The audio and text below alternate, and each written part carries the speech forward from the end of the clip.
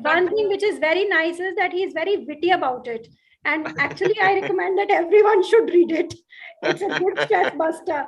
Only thing is, he's very shy of showing his face. No, he's a smart fellow, Dr. Palta. Sir, but he's not showing his face. I happen to be his examiner in his PG. Wow, Yes. that's great, sir. I know that, sir. He remembers it. I remember also, sir. Ask him, does he remember it? Sir, I also remember you came with Dr. Onkar. Dr. Sir, very Khanna. good evening, Dr. sir. Khanna. He Dr. was Khanna, you a came with. very favorite student of Dr. Baljit Singh Hanji, of sir. Patiala. Hanji, sir. Sir, very good evening, sir.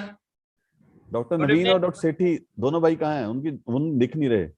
Sir, Dr. Naveen तो आ गए, sir. Sir, very good evening, Dr. Tejke call, sir. Sir, with your kind permission, should we begin today's webinar, sir? Go ahead. It is already 6:15. It's 14. Sure, sir. Thank you very much, sir. Thank you, sir. Sir, Dr. Sanjeev Palta, sir. Yes, sir. Yes, sir. Good evening, everybody, to the patrons and to the elders, to our teachers, and by invoking the blessings of Ma Saraswati, I hereby extend a warm welcome to our honorable president, who is just going to join in another few minutes, and our honorable secretary, sir, Dr. Tejkal, sir, Dr. Naveen Malhotra, sir, and the other august gathering. This time we have chosen a little diverse topics which have a relevance for everybody, even if we are working in a government sector or we are in a private sector. And the topic of law is something which is enigma to the doctors over here, but I'm sure Dr. Bedi is going to do justice to that. And I welcome Dr. Bedi for that also. The second topic is very dear to all the academicians over here about the research and the ethical research in the academics. And there cannot be any better person than Dr. Sukhminder Vajba to deliver a lecture on this. I welcome to you also. And thank you, sir. And Dr. P.L. Gautam, my mentor for many years, and now I'm following him for the baldness also, which he has just noticed on me also. Dr. Mayank Masand, who is also co-chairing the first session, and I welcome everybody. And I now request Dr. Vishal Singla to say a few words. Thank you very much.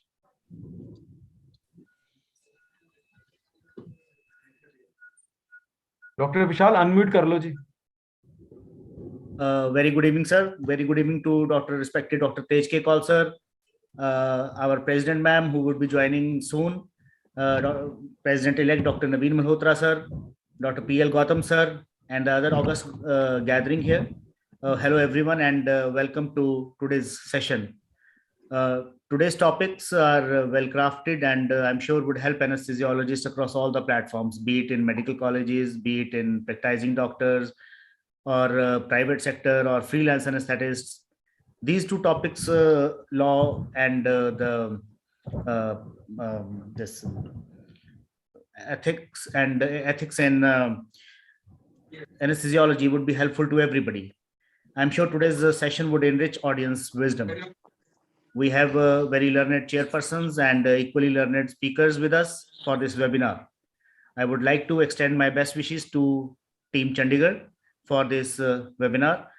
Also, I would like to especially thanks our President-elect Dr. Naveen Malhotra, sir, and our Treasurer, Dr. Sunil Sethi, sir, for constantly guiding and pushing to maintain the high standards of the society. Also, I would like to thank Mr. Rahul Chaubeji for providing the technical support and streaming the session live on YouTube and Anesthesia television. A recorded version of this webinar would be available. And to all the youngsters, I would like to say that we would love to hear from you. Please be free to ask any question from the very learned faculty. And over to you, Dr. Palta, sir. Please, sir. Thank you very much, sir.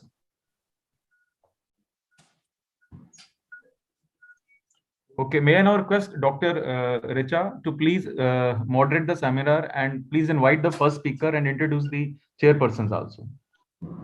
Thank you so much, sir. A very good evening to everyone, to all the august dignitaries here on the virtual platform.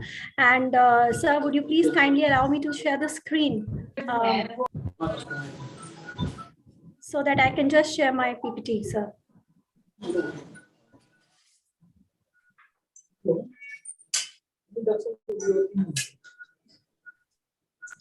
Okay, so it is my honor to welcome and invite Dr. P.L. Gautam, sir,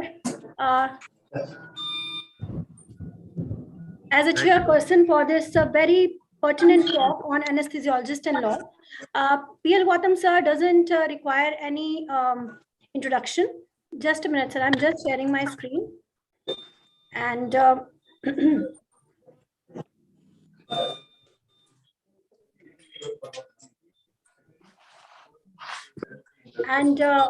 we all know that he is working as a head of the department. He's a chief liver transplant anesthesiologist working in DMC, Ludhiana.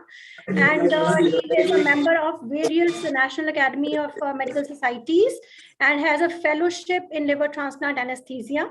He's a visiting fellow in Mayo Clinic, USA, and is a visiting physician. And we have so much to learn from sir. And he has number of publications and books and chapters to his credit. And so I extend a very, very warm welcome and a very good evening to you, sir. It gives me a pleasure also to invite and Dr. Mayank Masand as a chairperson for the said talk. And sir is a senior consultant anesthesiologist and critical care, and he's has special interest in neuroanesthesia and orthopedic anesthesia. And welcome, sir, and kindly introduce the speaker for the talk. Thank you so much, sir. Thank you so much for giving me this opportunity to be a chairperson in this August gathering. And thank you so much for providing me the opportunity to introduce. Now I would like to introduce our first speaker, Dr. Bedi, sir. He is MD and DMB in Anesthesia, Director Anesthesia and Critical Care Indus Hospital Group, and Founder Director Tri-City Anesthesia Group. He has done his postgraduate diploma in medical law and ethics, National Law School, Bangalore, and he has got a certificate in bioethics, University of Washington. And he is a medico-legal consultant right now in Indus Healthcare, as well as the president of Mohali branch of Rsacp. It's a pleasure, sir, and we will like to listen from you about anesthesiologists and law. Thank you so much, sir. Sir, before you start, we welcome our Honorable President, Dr. Indrani. She has just joined. Good evening, ma'am. A very good evening, ma'am. Indrani ma'am, good evening.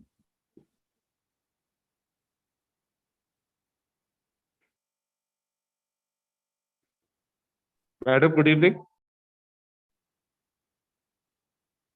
So I think let's start the lecture, ma'am. आ जाएंगे बीच में, I think उनका.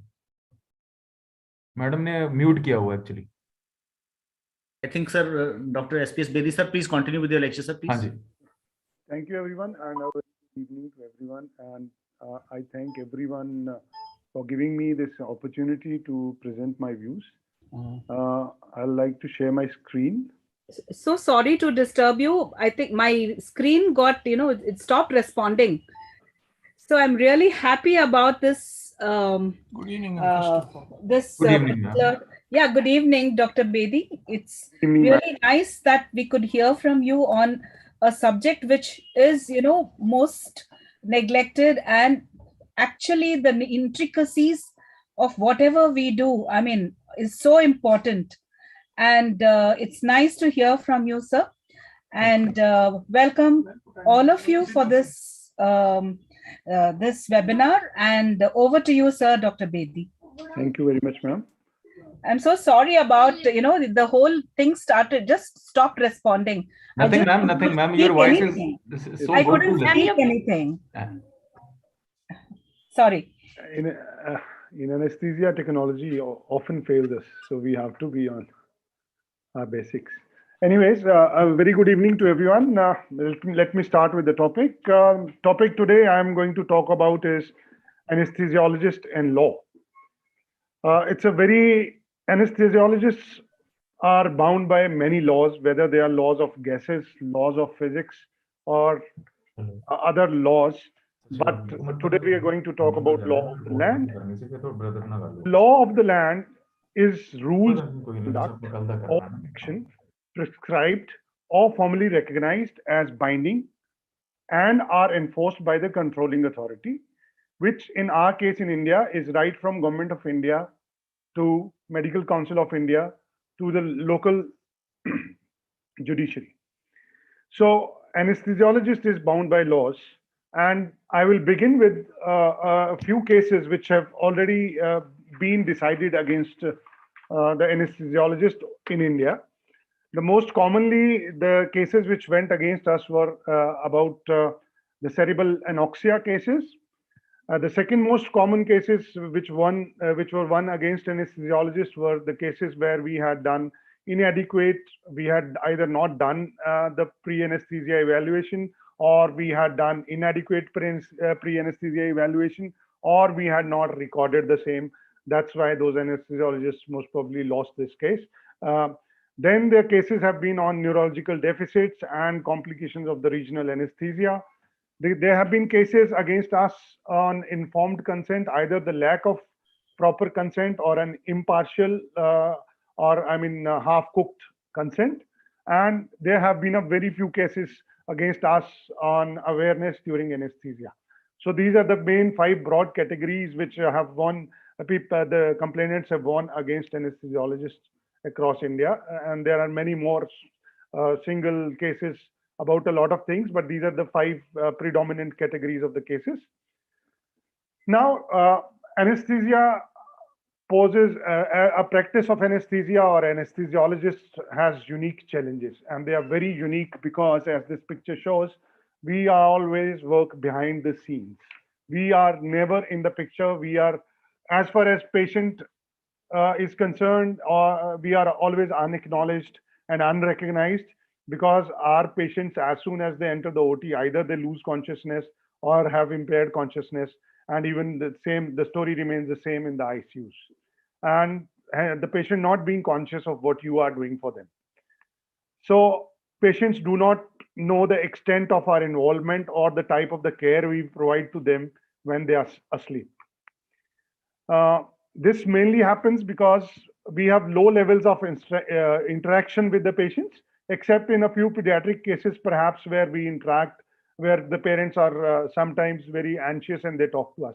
That's out of my personal experience, that in pediatric cases, yes, we do interact much more than adult cases with the patients. And because of this, it leads the patient to blame us when something goes wrong, vis-a-vis a surgeon whom they recognize more than us. They relate more than us. The surgeon has won their confidence. That's why the patient has decided to come to the table because of that surgeon. So they don't know us, but they know the surgeon more because they have initial confidence with the surgeon, because surgeon has spent more time with them. And the solution obviously will be to extend our involvement to the patient and family and interact more often in a more organized way. And the other unique challenge we face is that even our colleagues outside anesthesiology, they are not very clear about our roles.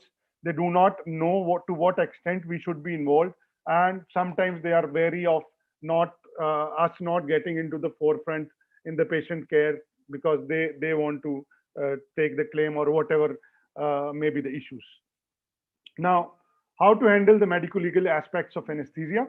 The primordial handling, before anything happens, is that we should identify and look out for the troublemakers. Generally, the troublemakers will be aggressive when you are interacting with them. They will themselves tell you they had fights with a lot of doctors. They will look to be very unsatisfied about whole gamut of the medical care, and such patients should alert us, and we should identify and look out for these troublemakers. The second primordial handling is we should never be in a hurry, and we should avoid shortcuts. We should be sensitive to the needs of the anxious and especially the complication-prone patients and their relatives. Never be in a hurry. I've seen that anesthesiologists who give an impression of being unconcerned or uninterested during complaints or interactions, they can spell trouble, because we already have a very small amount of time when we interact with the patients. And I've also seen the situations where we take our neck out of the table, out of the OT door, and just talk to the patient in a very unprofessional manner. And we should avoid all kind of shortcuts. We should not avoid any statutory requirement which is needed in our practice. We should be very clear and confident in our communication. We should guard against casual corridor or ward conversation. We should be very careful who is listening to us and in what language we need to convey our messages. We have to be very clear and crisp in explanation of the risks and situations. No matter, often what happens is that when you try to explain the risk, the patient tells us that we have not been earlier explained about it. So we should not shy away from explaining all the risks possible, no matter what may be the consequences, but we should be very clear and we should be very crisp in our explanations, and they should be well-informed explanations. We should be very careful about our presentation and appearance. Initial impression matters. We should not be sloopy, careless, or poorly informed.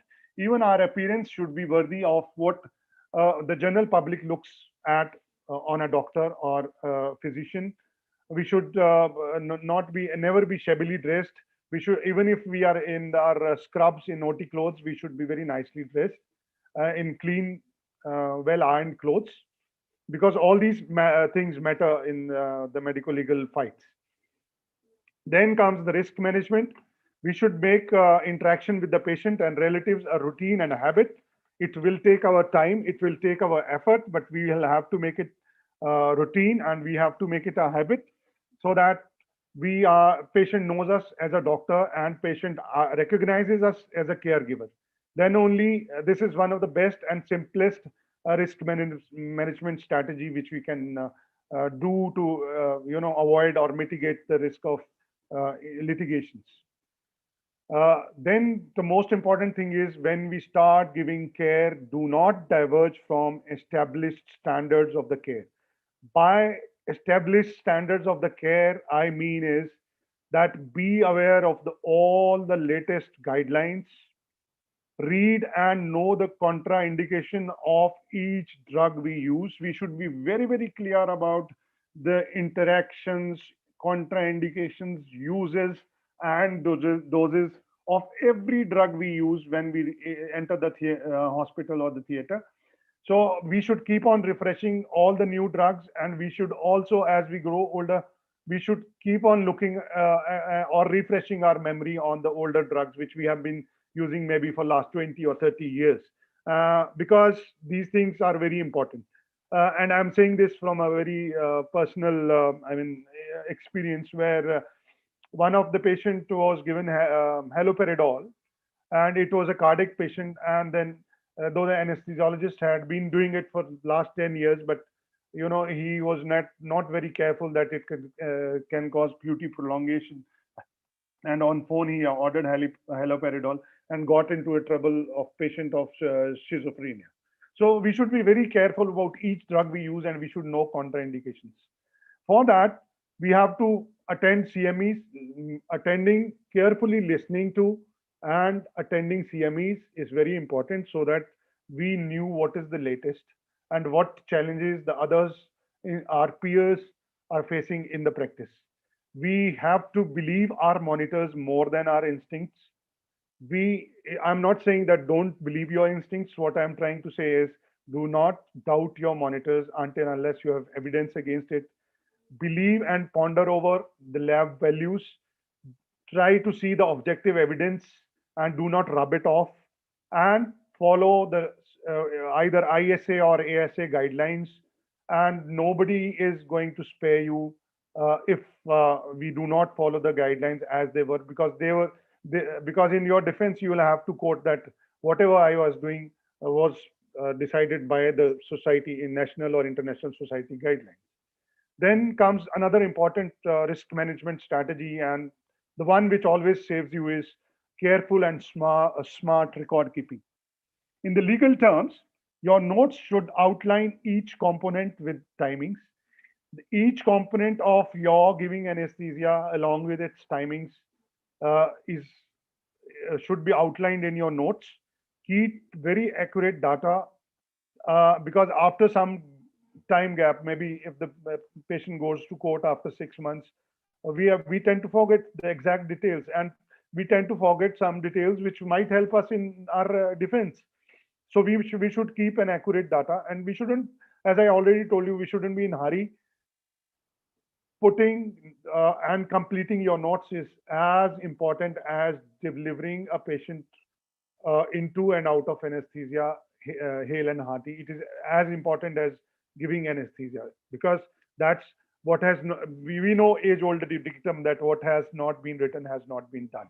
So your record keeping has to be very careful and smart. Why I'm saying it is smart is because we have to be careful what we write.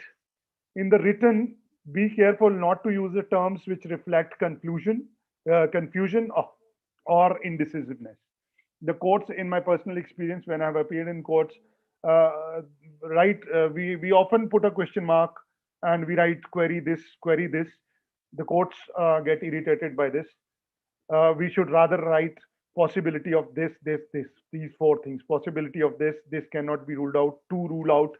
We have to write in, don't need to use too many abbreviations, and we shouldn't use those abbreviations which are not broadly standard abbreviations. They might be standardized in your place of practice, but it has to be standard internationally or nationally.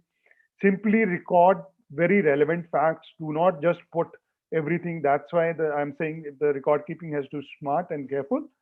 Like we have to write the auscultatory findings, we have to write level of block, all those things which can be of utmost importance if that matter goes to the court. We have to be prompt, adequate, and our response has to be a very measured one. We have to maintain composure, even in the face of adversity and hostility by fellow colleagues or the patient or their relatives. We have to maintain composure. We have to keep contact with the patient, especially when some complication has occurred, even in the post-op period and even in the period till the patient is out of purview of anesthesia. We have to keep contact with the patient and keep reassuring them. But while doing so, do not sound oversweet or even guilty. So we have to be very dignified in our response, and these things are very, very important. Apart from, it is as important as being technically correct in giving anesthesia. These non-technical things, the behavioral response, the measured response. And last but not least, for the risk management, avoid delegating crucial steps to your juniors or to the unqualified assistants or technicians within the theater. Do not delegate if you are not confident. Do not, out of your habit to teach, delegate those things which can be detrimental to you as a consultant. I have been, for a very brief period, I have been a consultant, and I know how difficult it is to delegate your tasks to your juniors. But very crucial steps should either be carefully supervised in person or not delegated. So these are some of the risk management strategies. Once you receive a threat to sue or you get a legal notice, first is do not panic. I think everybody knows that. Do not panic under any circumstances. Maintain your composure. Avoid any hostile response and be aware not to brazenly admit a mistake either in written or in phone. I have had experiences where patients record what you are saying. They record your conversations either through hidden phones or on the mobile phones. They record your conversations. So be very careful of when you are answering every query. You should not sound apologetic, because that is taken in the court as admission of the guilt, which you might have just said to specify the other person without actually being guilty. But then you don't have to sound, you don't admit, brazenly admit any mistake. You may say sorry and say that I won't, if you are hurt, I'm sorry, but I don't think I have done a mistake, but I'm open to inquiry. So those things can be said. When going into written communication with the patient or their lawyers, keep your communication to the minimal. Answer only those specific points and give evidence for only those specific points which have been asked. If they have asked 3 things, answer 2.75 things. Let them ask a new thing, because the information you give is going to reflect back upon you. Every bit of information which you give is going to reflect back on you. Do not be academically too confident and hand over everything in one go, because that I have seen again in my practice that sometimes goes against you. As soon as you get a legal notice or you get a threat to sue, inform your lawyer and also insurance promptly, and let them know that this has happened. Even if you feel that it is not important, let them know. And refrain from an open discussion about the legal aspects of your case with just anybody. Do not discuss it openly, only with people you are confident about, or your lawyers, or your insurance company. But don't keep on discussing with just anyone, because that can reflect back upon you in some way. Some loose talk with somebody, and then from second to third mouth to fourth mouth, sometimes it reaches your technicians, sometimes through technicians, it reaches your patients, and then it spells troubles for you, because they quote everything in the court, and then it becomes another big issue to deal with. Then begins, once that has been done, then begins the investigative phase, where a lot of people are involved, right from courts to your complainant, to your own lawyer, to defense lawyers. Everybody, the purpose of this investigative phase is to establish facts. So as soon as this phase begins, or you get a threat to sue, or you get a legal notice, read your notes, identify your strengths as well as weaknesses. By strengths, I mean the favorable facts in your notes, and weaknesses means the non-favorable or the unfavorable facts in your notes. So try to highlight the favorable facts and pray that the unfavorable facts are not seen by, or noticed by, or are not highlighted by the defense, by the complainant. So courts and committees believe written information. Medical records are the primary source of the facts. And as I go, I'll talk in the chronology of the importance, or in the descending order of the importance. So your written medical records, no matter whether they are cooked records or true records, they hold the primary importance, and the courts and all the committees which investigate you always believe what is written in the patient files or patient notes. So they are the primary source of the facts. You prepare the testimonies and witnesses and produce evidence. They come second in the importance. After the written notes, it's your testimonies, it's your witnesses, and it is the evidence which you produce that holds second importance. I'm telling you in the order of importance. The third importance, once that doesn't suffice, we need to demonstrate the usual practice patterns, protocols, and the guidelines by the societies, by the professional societies. So they come third in the level of their importance. So most important, number one are your medical records. Number two is testimony, witnesses, and evidences.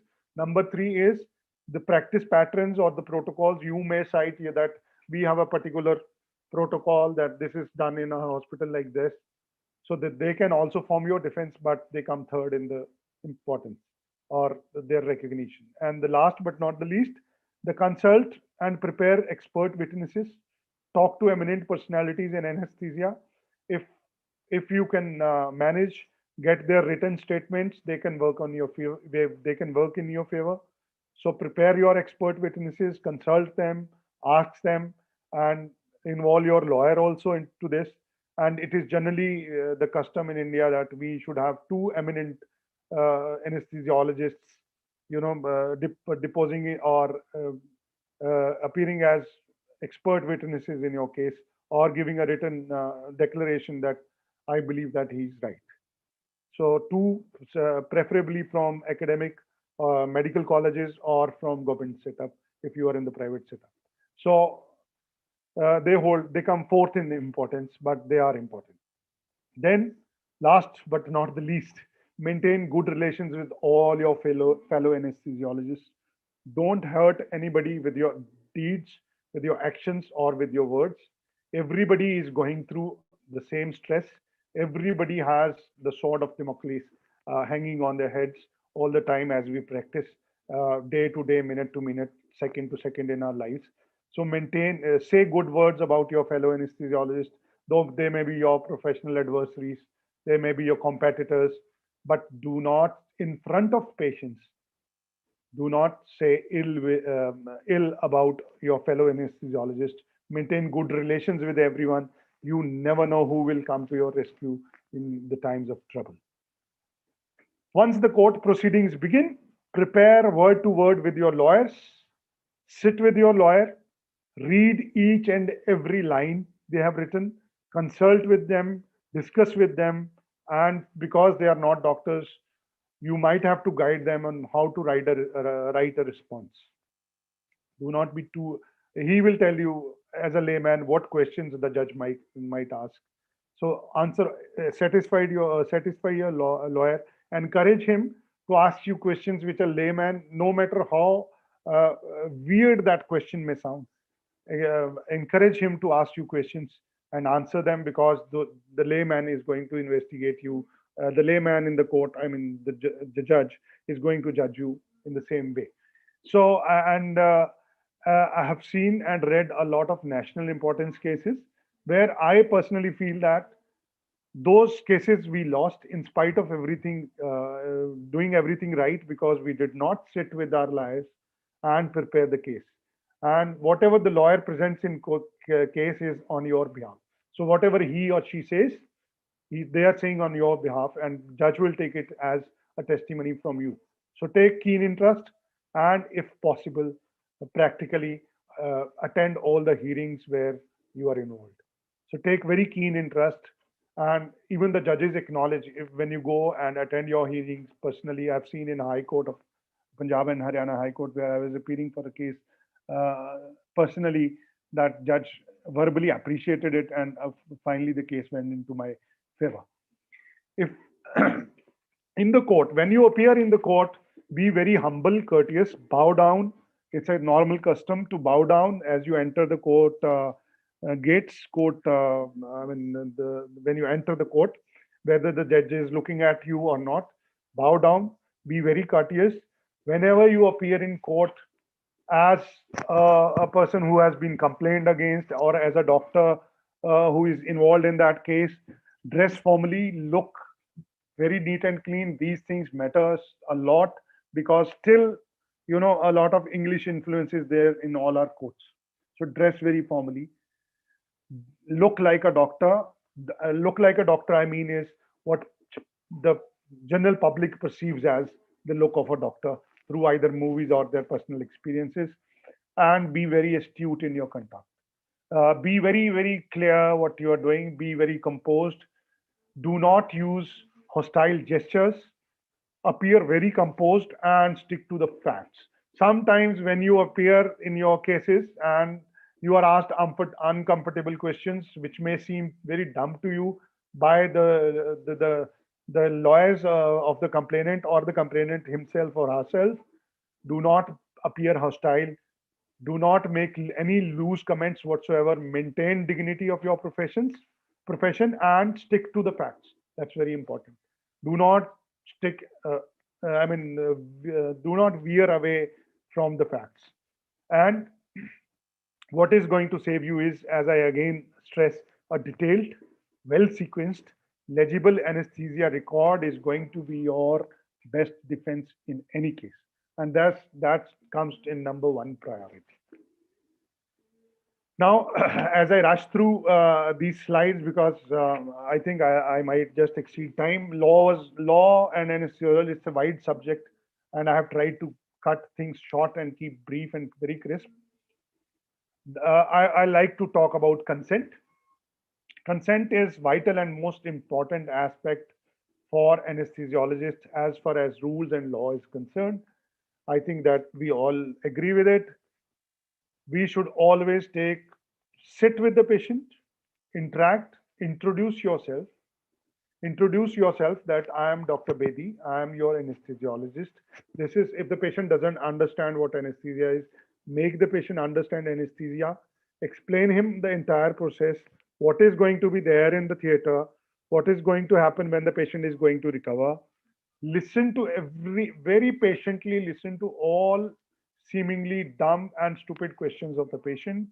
Listen more, talk less, because the patient should be satisfied, and then get a written informed consent. Now, Indian law on consent is a very confusing law. Section 87 of IPC says that only a person above 18 years of age can give a valid consent. Section 89 of the IPC says that anybody above 12 years can give a consent. Section 11 of the Indian Contract Act says that age of majority, that is age of 18 years, is the age where a valid consent for any contract, implied or otherwise, is 18 years, can be given. So we have to be very careful with the age. So I think my take will be that in case the kid is more than 12 years, can take the consent of both patients as well as the parents, but it will be the consent of the parents which will hold good. I'll briefly like to talk about a few cases. I think even GMCH 32 had a case where the consent was an issue, where a 16-year-old rape victim had to be aborted and an MTPT had to be done, and the consent was an issue. So in those cases, go by the guidelines of the court, or in case you are not able to understand, for such sensitive cases, put up a application in the nearest judicial magistrate, first JMFC, judicial magistrate, first class court, and get the consent, and get the permission for taking the consent. The consent, once taken, it has to be informed and in a written form. Informed consent is another contentious issue. There are two types of consents world over. One is called as the real consent, and the other is called as the informed consent.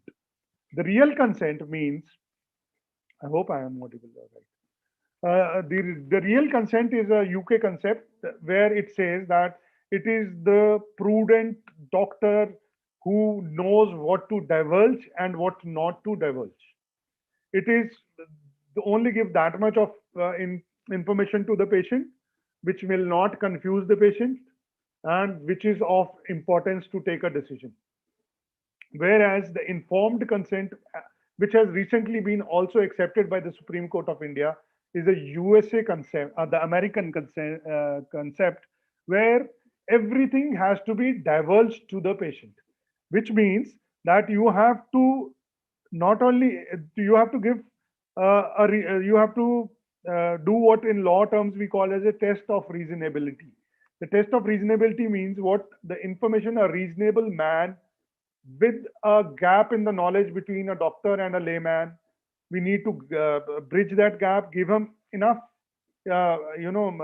information to enable the other person to take a decision which you would have done if you were a layman and you needed the same amount of information to take a decision. So final decision has to come from the patient, but you have to tell the patient what can happen, what will happen if they do not agree to this, what are the alternatives available. These are all the parts of the written informed consent. What can happen, what will happen if they don't take the line of treatment, what are the alternatives available, and what are the risks involved if they take a decision in either of the case. And it has to be signed by yourself, it has to be signed by the patient, and it has to be signed, there has to be a neutral witness, which in ideal cases is a person who is a third person, a relative of some other patient who is around, that they have signed in your presence. If that is not available, at least somebody who is not involved, neither the anesthesiologist nor the patient, but some other staff member can sign. But the best will be the neutral witness who has no relation with the hospital at all and no relation with the patient. Written refusal is as important as consent. The written refusal, in 1974, there was a case in Kerala where a patient had refused appendectomy, and ultimately the patient had an appendicular abscess. Patient went into sepsis and died, and doctor was sued and tried, and the High Court went against the doctor, saying that you did not take a refusal. So refusal is very important, and the refusal, the court said, should have contained the fact that if I refuse the consent, he had taken the refusal, but he had not mentioned that what will happen if I do not agree with the line of treatment.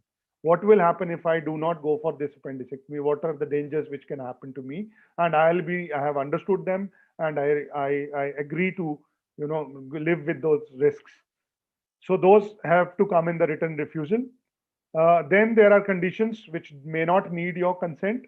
The conditions which don't need your consent are like wherever it's a life-threatening situation.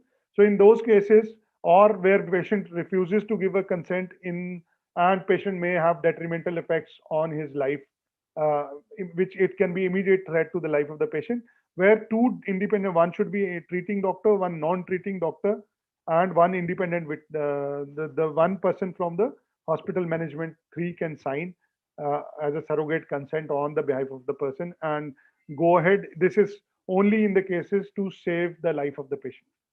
I would advise every anesthesiologist practicing in India to read the Samira Kohli versus Dr. Prabha Manchanda case judgment, because it was a landmark judgment which established how and what constitutes a consent in India. In this case, Samira Kohli was a 44-year-old unmarried female who was taken over for exploratory laparotomy by Dr. Prabha Manchanda. She was the gynecologist. Dr. Prabha Manchanda, when she went in with the laparoscope, she found that patient had patient had endometriosis, and her ovaries were adherent, her uterus was adherent, the fallopian tubes were almost gone. So she came out, took the consent of the mother of the patient, Samira Kohli, and she went ahead with the surgery, and she did a total abdominal hysterectomy with bilateral salpingo-oophorectomy. When Samira Kohli, this patient obviously, because it was a diagnostic laparoscopy, so it was under general anesthesia. When Samira Kohli came into senses, she said that I have a boyfriend and I want to go in for marriage. And now that I've lost the ability to reproduce, so she went ahead, and this case went up to Supreme Court, and in which case the Supreme Court said the consent of the patient is of prime importance. The consent of mother in this case is not valid, because she was a 44-year-old female, and you are tinkering with the independence of the patient. Then court went on to say you cannot, even if it is in the best interest of the patient, do only that much procedure for which the consent has been obtained, unless it's a life-threatening situation where, for example, where I have cut both the uterine arteries and I'm not able to ligate them, and I need to do an hysterectomy now, otherwise the patient will die on table. In that case, you can go ahead with the consent. So you have to be very careful. You cannot exceed what has been a written consent, even if it is in the best interest of the patient. Even if you feel, recently there has been a case where a patient was taken up for an appendicectomy because patient had abdominal pain. When they opened, the appendix was absolutely fine, but the patient had a gangrenous gallbladder, which may have led to complications later on. But the doctors went ahead and did the cholecystectomy, but the case went against the doctor, because this happened in India only, because the consent for laparoscopy for cholecystectomy was never taken, though it was in the best interest of the patient, but it was not an immediate threat to the life of the patient. So the court said the patient should, the doctor should have come out, though it was in the best interest of the patient, taken a new consent and reoperated. So that's why I'm insisting that everybody should read Samira Kohli versus Prabha Manchanda case. In this case, court also said that the nature and extent of information to be furnished by the doctor to the patient needs to be not a real but an informed written consent. Now, I will also like to brief fellow anesthesiologists on the new consumer protection law. The Consumer Protection Act, as amended just recently, still holds good for all anesthesiologists till courts decide otherwise, though the WhatsApp University may be full. I know we all subscribe to WhatsApp University, but it may say that healthcare word has not been included or included. But the legal position is that it still holds good for us till the courts decide otherwise. The relevant changes which are of very much importance to us are that now, earlier the district commission, it was called district forum earlier. The district forum could try cases only up to 20 lakhs. Now the limit has been raised to 1 crore. The state commission, which means that it is now easy for the person to file a case up to 1 crore sitting in the same district. Then state commission up to 10 crores. Earlier state commission was up to 1 crore. Now it is been changed to 10 crores. The national commission for more than 10 crore cases. If your claim is more than 10 crores, you have to straightaway go and apply in the national commission. There has been a central consumer protection authority which has been set up, and it has sweeping powers, and it is important for us to know because this has investigative powers. It has sweeping powers to investigate you, to seize your laptops, to seize your record, to send a police team and take into custody what they might find as an evidence. So they have this power to search your premises, take away your notes, take away your software. Then they also have the power to take suo motu actions. If a news item appears somewhere, or they think something of the importance has come up, they can take a suo motu action without anybody going into any specific complaint. They can consider it as a complaint and try you, even under the consumer protection law. And they can also directly resort to your license cancellation, penal erasure of your license temporarily or permanently. So this is a big power. Earlier, the consumer courts were only civil courts, and they could only put a fine on you, but now they can cancel your license. So this is important for us to know. And another relevant change which had happened is that now there is an online complaint system.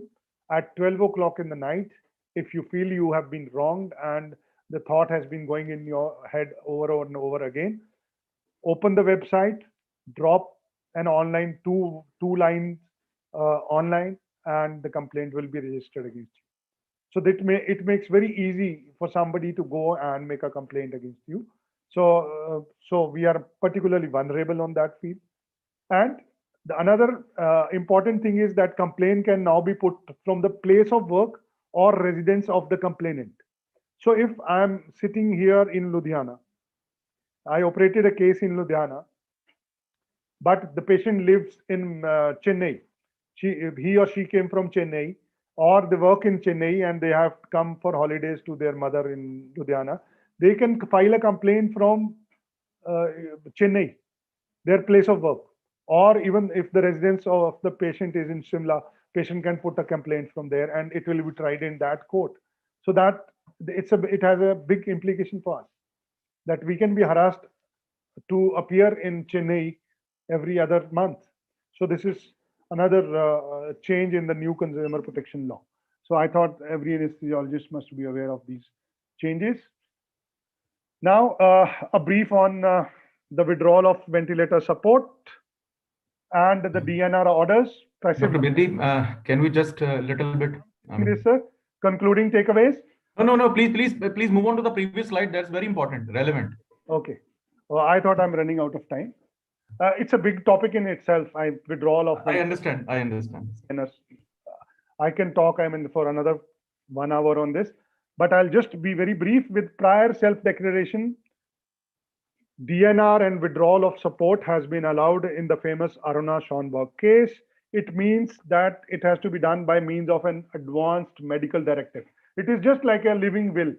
So it has to be registered just like a living will. And complexity now let me explain the complexity here now that Dr. Palta has shown some interest.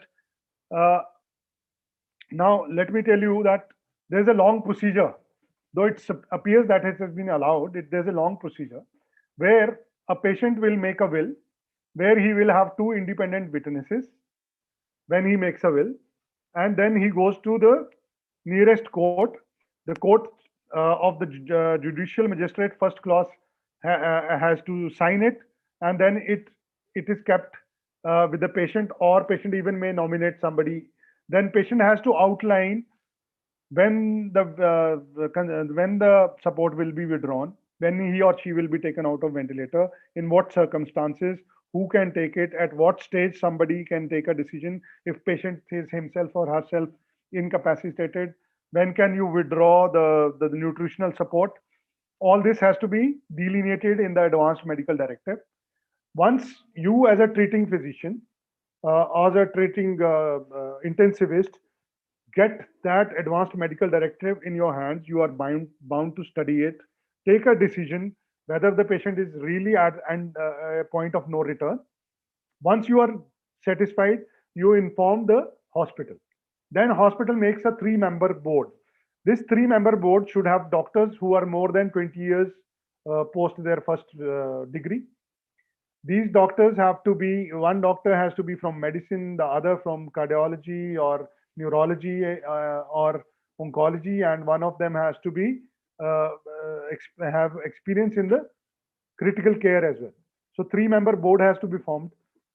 Once this 3-member board is formed, then the treating physician puts this letter of approval to the nearest DC, the district collector, and then he or she forms a government board under the civil surgeon of the jurisdiction. The civil surgeon again forms a 3-member board which should not include the previous 3 members. Once they approve it, then it is taken to the judicial magistrate first class. He comes and personally visits the patient and approves. So that is how legally you can withdraw the support from the ventilator. You can take somebody out of the ventilator after following this procedure only. Whatever we may be doing practically is not legally valid. In case the patient has not given an advanced medical directive, then again similar process has to be followed, where I go to the nearest judicial magistrate first class, the friends of the patient or the patient themselves makes a representation, then they inform a DC, then again the same process starts. In case the patient or the relatives are not satisfied by this procedure, they can then approach the nearest high court, and high court can again form a committee and then give a decision. And high court is bound, duty bound to give a decision very fast in those cases. So that is the established law. Rest all is a figment of imagination. I like to take questions on this issue later. Let me just conclude. So the concluding takeaways for today are: assess the patient, optimize the patient, and assure the patient before taking up for surgery. Take valid and informed consent. Keep the things which are necessary during and operation ready. Ensure as an anesthesiologist that you have everything which is prescribed as per the guidelines of the local professional society or some international guideline. If I'm operating in a remote village, I'm giving anesthesia to a laparoscopic cholecystectomy in a remote village without an ETCO2 monitor, it's entirely my own risk and fault. Nobody legally is going to come to my rescue, no matter what I may say that it is not possible, I was helping the patient. This is what we usually do. Those things will not hold in the court. So stick to every guideline legally. Keep the things which are necessary during and after operation ready. Check on equipment and monitors, and keep it in your record that I have checked all the equipment and monitors. And we know that there are very professional checklists available. Label all your drugs personally. These are the very basics, the things which were told to us the first day we joined anesthesia. Then supervise the juniors. Do not leave them supervised. Do not, in your affection or friendship for them, leave them unsupervised or let them, do more than what their capability is. As far as possible, it's easier said than done. Avoid critical incidents. If we are vigilant, the critical incidents will come down. I'll say they'll never come down to zero, but yes, We should try to mitigate as much risk as possible, as we have discussed. If there is a bad outcome, contact the family members and explain everything in detail with patients in a dignified manner. Take opinion of your consultants, of your seniors and experts. When taking up the case, do all necessary investigations. Do not skip an investigation for the convenience of your surgeon or your patient if you feel, because the legal liability is on you. Don't ever leave your patient unattended under anesthesia or otherwise. As soon as, if you are in a center where it is not well equipped, as soon as possible, once the complication has happened, take the patient. Do not think that I will come out of it in the next 2 hours. Take the patient to higher center if necessary, even if it is a futile exercise, do that. Have a valid medical insurance coverage always. My wife is a government doctor, and let me tell you that before, she is a practicing gynecologist, so she was sued even in a PHC, and the government refused to provide medical cover. So it was the medical insurance which saved us. I'll not like to go into too much detail of the case. Anyways, we won that case. And try to avoid physical assaults by angry patient attendants. Try to get into an assault and try to avoid assaults. Keep your security guards around. Maintain a distance. 6 गज की दूरी बनाए रखें ताकि at least अगर fit of raise पे अगर आपके ऊपर कोई assault करता है. So talk to them from a distance. Maintain eye-to-eye contact. So I know how to. Everybody knows how to behave in case of adversity. And with those words, I'm sorry for being too lengthy, but that was for me. It was a short one. Thank you very much. Thank you so much, sir, for an excellent insight into such a pertinent topic. I request the chairpersons to please lead the case discussion and take questions in the chat box, please. Thank you so much, Bedi sir. It was a very interesting talk. And there are few questions in the chat box.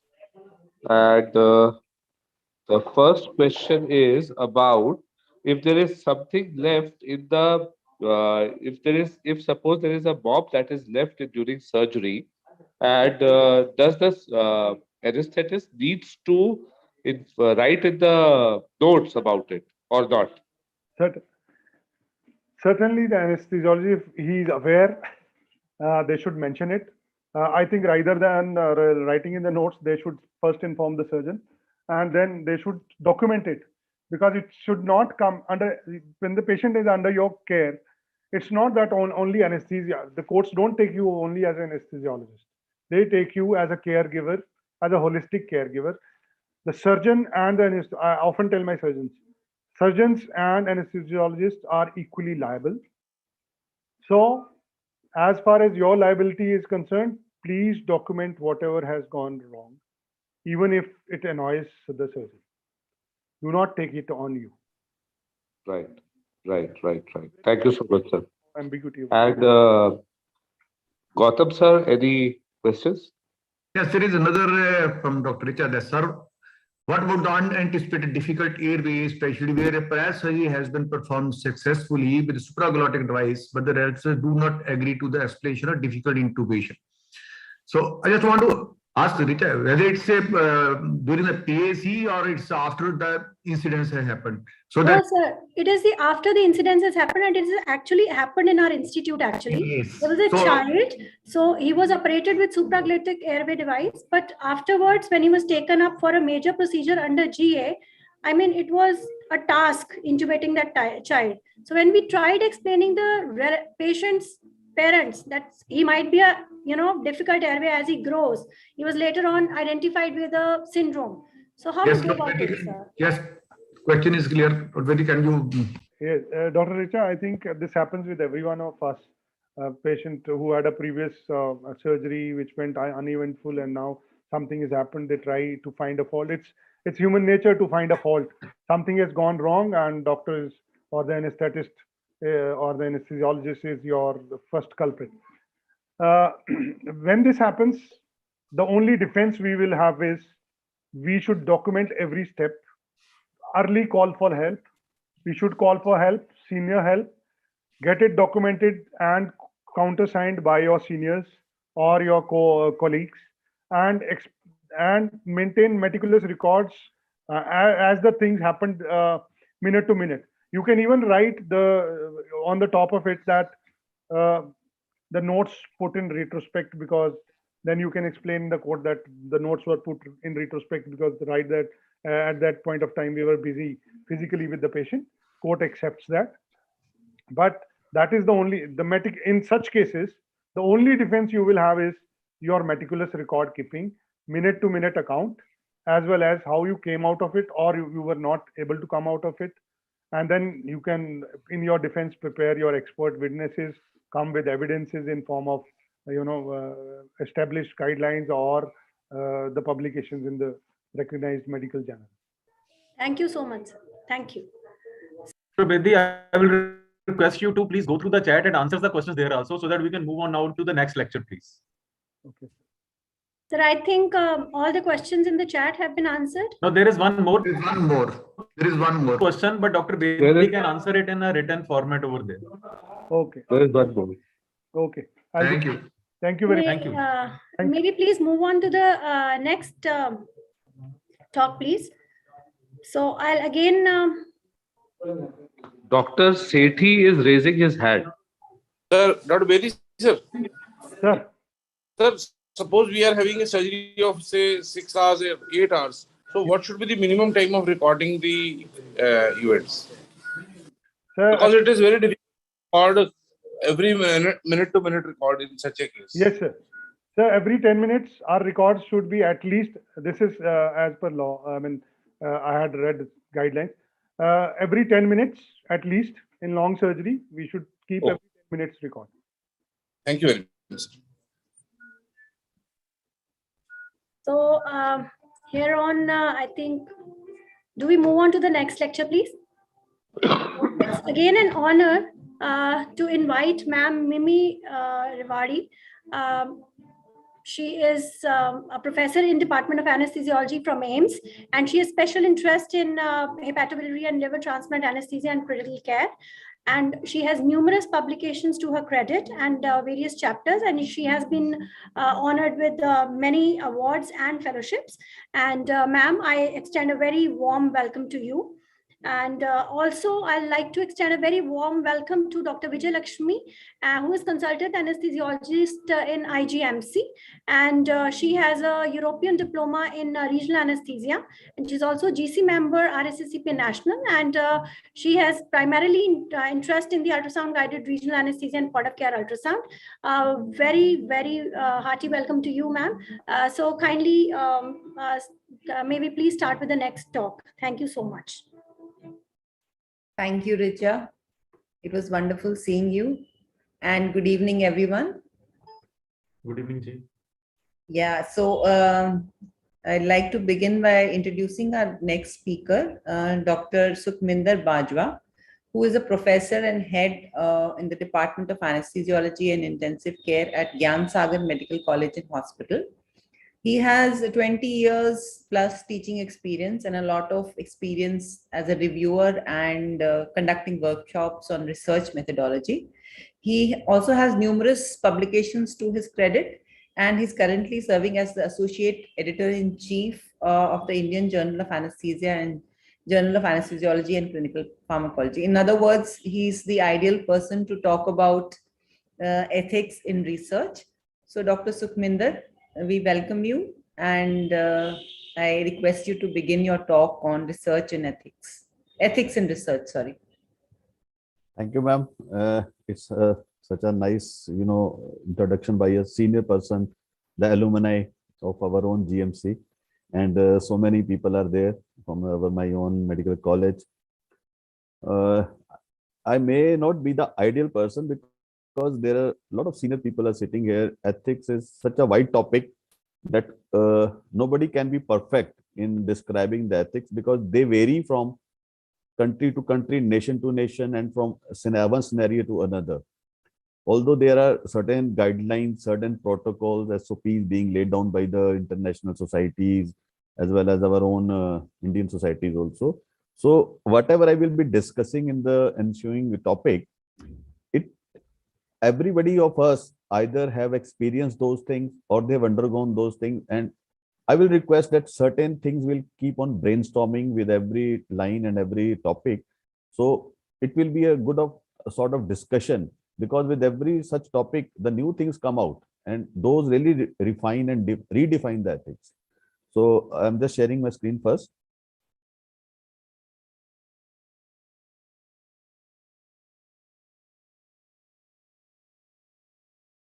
Is it visible to everybody? Yes, sir, it's visible. It's visible, please. Okay.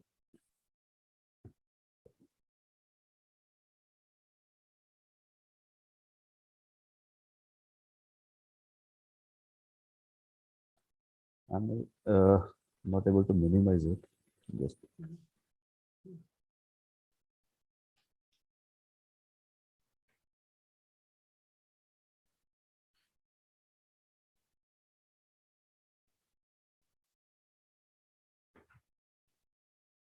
okay. Greetings from my own medical college, Gyan Sagar Medical Clinic Hospital. It is situated very near to Rajpura. Will you like to make it full screen? Yeah, it's full screen only. Yeah. Actually, it's not getting minimized here in my option. You is not just coming. click on the first slide somewhere else, then it will come. Then you go again, please. It's not coming. You can stop sharing the screen and reshare it. Okay. Sir, reshare the screen and not only your PPT.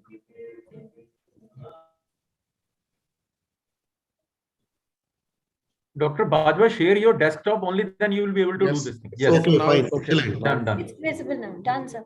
Fine now? Yes, Right, sir. Absolutely, sir. Okay. Now, starting with the ethics, how come the ethics in research has come to the fore? Now, many people of you, among you are aware of the Second World War, how the Nazi, they really, almost tortured, murdered, and there is so much criminal acts during that Second World War. And to add to that, even the Nazi doctors, they also did some research, basically the Jews, the prisoners of wars, and that was one of the most unethical thing. And later on, it was tried in 1940, 45, 6. Similarly, going by the historical fact, if you go to the Tuskegee syphilis study, this was a study which was done under it's a racial study, basically. All the blacks people, they were subjected to the experimentation almost for 40 years. And during this study, many partners of these males, only males were the participant of this study. Many female partners, they contracted the syphilis and they died. And these were given the, for the death, the funeral costs were given. Some of this was a very watershed era for the ethics to come into the fore. And then this American experiments were there, where there were radiation experiments, like this radioactive iron was given to the pregnant women. The US soldiers were given the radiation exposures, and many of the radiation experiments were done. So again, all these led to the formation of, the Nuremberg Code and the Belmont Report. These codes and reports, they started the ethics in research, especially the medical research. Now, what is the impact of research? The most important impact of research in the humanity, as we have seen from the World War II and all the other studies, and it has a direct or indirect impact on the morbidity and mortality. Now, coming to this part, unethical conduct. Everybody of us must have seen so many times in our surroundings also, in our own vicinity also. It's a widely prevalent and it's a minimally discussed, and that's a truth about it.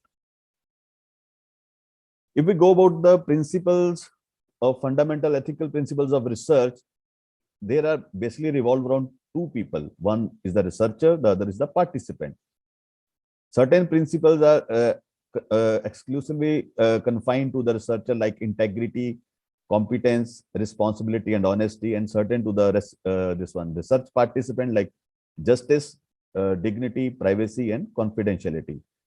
And other principles, they are almost they occur simultaneously, like non-beneficence, beneficence, and autonomy. Now, this is the protection of human research participants is of paramount importance. The first principle, the respect for persons.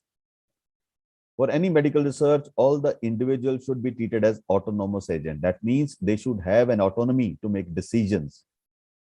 Individuals with diminished autonomy, like cognitive impairment, patients with illnesses or extremes of ages, they are also entitled to protection. Forcing someone to participate in research is clearly unethical. And obtaining informed consent from individuals who freely volunteer to participate in research is a fundamental requirement. Coming to the other principle of beneficence, it's if you define it, it's a being kind or a charitable act or gift. It has its origin from the Hippocratic oath, first do no harm. Now, I think whenever we are getting degrees of MBBS or MD, nowadays, the Hippocratic oath has lost its sheen. We are not, given in a formal manner. These things have, I think, gone little awry in the current scenario, the current medical field. So one has to go back to the dates when the Hippocratic oath was given a very much importance. And researchers should not harm their participants. Potential harms and discomforts to participants should be minimized during any research. Coming to the role of the IRB, that is the Institutional Review Board, it should determine the validity of the assumptions on which the research is based. And it should distinguish nature of the risk should also be identified. It is the responsibility of the IRB. And should also determine whether researchers' estimates of probability of harm or benefits are reasonable. Then coming to the other part, the justice. There should be no bias or discrimination in selection and recruitment of research participants. It should follow a fair selection procedure so that we can have a fair selection outcomes. There should be justice in treatment or non-treatment of research participants. Use of controlled conditions in all randomized controlled trial is the only true method to confidently evaluate effectiveness of a specific treatment or intervention. Some participants receive a potentially helpful intervention and others do not. It's an ethical dilemma, it's a medico-legal dilemma also. For example, many times we have seen so many studies being published or so many studies being submitted to the journal. The control group is always taken as a placebo. Why placebo? This is not a fair method. The placebo means you are subjecting the human participants to something very rude, crude, and unethical thing. Nowadays, the control group, what we and as well as the International Committee of the Medical Journal Editors, they advocate is that the control group should have either a standard of care, whichever is, or the institutional protocol, whatever the treatment is being prescribed in your institution. And participants' awareness of being in control condition can alter results. This is very important. Hence, blinding of participant is also necessary. It's not just the blinding of the researcher and data analyzer or data collector. The research participant should be informed, duly informed, as has been very duly explained by Dr. Bedi in his lecture on consent. And because it's just not involving the anesthesia procedure, we are going one step ahead now. Not only the procedure, rather we are utilizing that procedure for the research process. And the patient should know that they will be randomly assigned to the experimental or control group, and that there is a likelihood, for example, 1 in 2 or 1 in 3 of being assigned to one of the groups, that following completion of the study, the participant will receive full disclosure regarding the assignment to a particular group. Talking about the principle of confidentiality, researcher is responsible for maintaining the confidentiality of all information protected by law and for information that might affect the privacy and dignity of research participants. And breaches in confidentiality can have serious effects on research participants. This, I think, many times we do tell even the researchers who have submitted the articles to the journal for publication, the pictures of the patient, they are just showing the direct pictures of the patient without hiding their, obscuring the eyes or the facial features, which reveals identity. So that is one type of revealing the confidentiality. Then informed consent and institutional review board approval for the study is very important. And during consent process, the researcher must clearly explain all issues related to confidentiality, including who will have access to the information and what are the limits of confidentiality, risk related to potential breaches of confidentiality, and safeguards which are designed to protect their confidentiality. For example, the plans for data transfer, data storage and recording, etc. will be done. Actually, these things, these are not being followed. If you ask everybody in every institution, these things are not followed uniformly. Some institution may follow it to the higher extent, some to the lower extent. The idea is that the uniformity should be given to all the institutions through a centralized mechanism or somewhere, but ethics have to be followed uniformly. Already the consent has been talked in detail by Dr. Bedi. I will just go in short from here. The cornerstone of human rights protection. There are three basic elements of informed consent. It must be competent, knowing, and voluntary. Now coming to the principle of competence, the presence of cognitive impairment or limited understanding does not automatically disqualify individuals from consenting to research studies. They have every right to participate in research if they choose. This one, the MacArthur Competence Assessment Tool, is very good for clinical research. It is an instrument that provides a semi-structured interview format that can be tailored to specific research protocols and can rate the ability of research participants in understanding the nature of research, appreciating consequences of participation, showing ability to consider alternatives like option of not to participate, and use of services of specialists like neurologists. Why? Because we have to see the competency, to see the autonomy of the people who have little cognitive dysfunction, and child psychologists when making competence determination, especially in children. If research participant competent to provide a consent, the informed consent should be obtained. If not, informed consent obtained from his or her caregiver or surrogate, and assent obtained from the participant. Coming to the principle of knowingness, the studies indicate that research participants often lack of awareness of being participants in a research study. I think this is a common scenario throughout our nation, because we are not living in US or UK. The population is not that much literate. How much they understand, how much they really, appreciate the research, we don't know. We can never know in entirety. So this is a very common thing we are coming across. I think everybody of us has come across these type of scenarios. They also have a poor recall of study information, which has been provided to them when they were recruited for the study. And also they have inadequate recall of important risks of procedures or treatments, lack understanding of randomization procedures and placebo treatments. This lack of understanding of randomization procedures, I say, is this not the participant? Many times our PG students, even they don't follow the randomization procedure. They don't understand the basics of randomization procedure, which we have come across in the various workshops which we have conducted of the research methodology workshops. Then lack awareness of the ability to withdraw from research study at any time. I think it's a basic right. And in India, we think people are not aware of their basic human rights also. And this is a fact, and that is reflected in the research process. And sometimes they are also confused about dual roles of clinician versus researcher.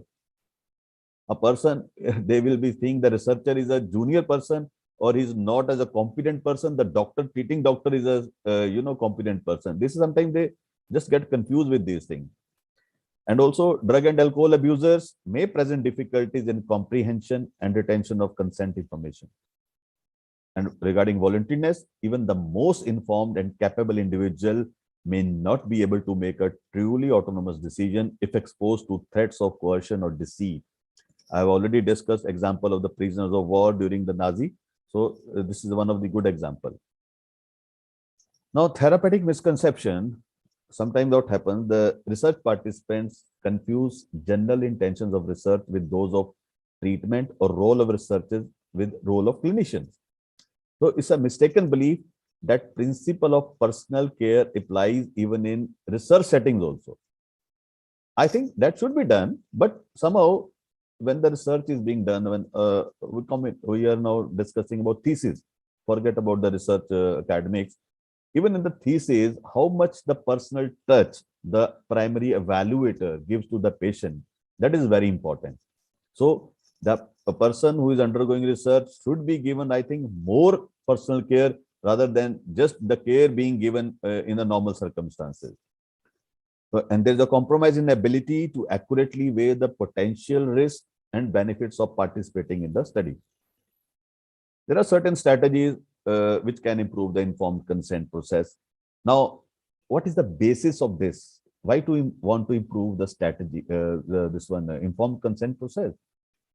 A very simple example, whenever a PG student enters into a medical college, he has or she been assigned guides, co-guides. Now, whatever the things that they're given a topic to, then the research process starts.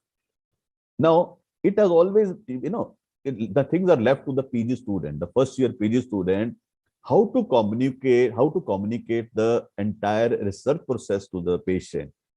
And invariability, there will be high variability between the communication skills of a first year PG student and the guide. And sometimes, guide may be handling 3 or 4 students, research students.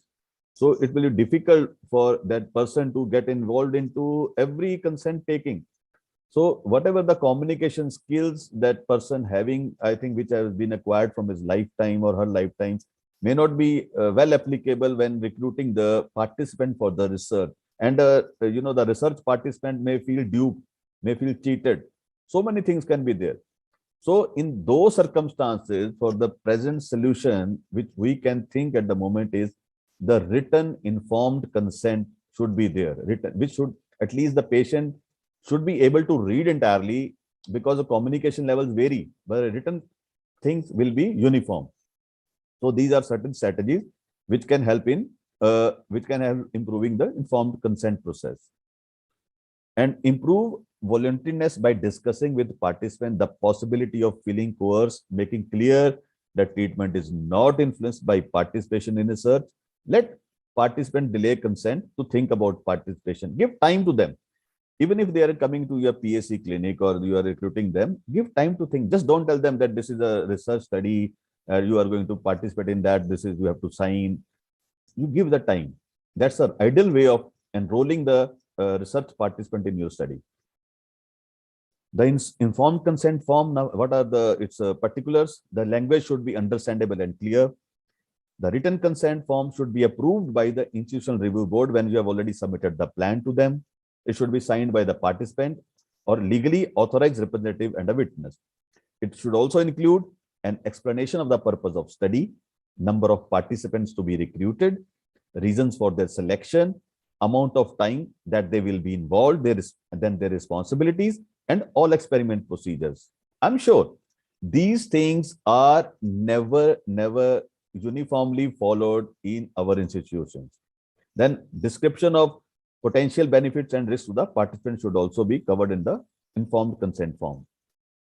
Also, the description of alternative procedures, interventions if available, statement describing the extent to which the confidentiality of records identifying the participants will be maintained, and if more than minimal risk is involved, explanation to whether any compensation will be provided or any medical treatment if injury occurs.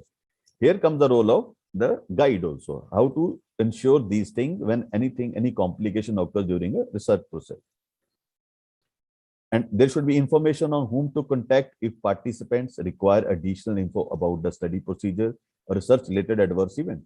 Because many people are, well educated. When they see the research process, something goes bad. Even in the normal life also, they will keep contacting the doctor. So in research studies also, these things can happen. So there should be a person who should be able to answer the things, who should be able to clear their doubts. Clear statement that participation is completely voluntary and refusal to participate will involve no penalty or loss of benefits to participate, and a description of circumstances under which the study may be terminated. Sometime it can happen. A loss of funding occurs.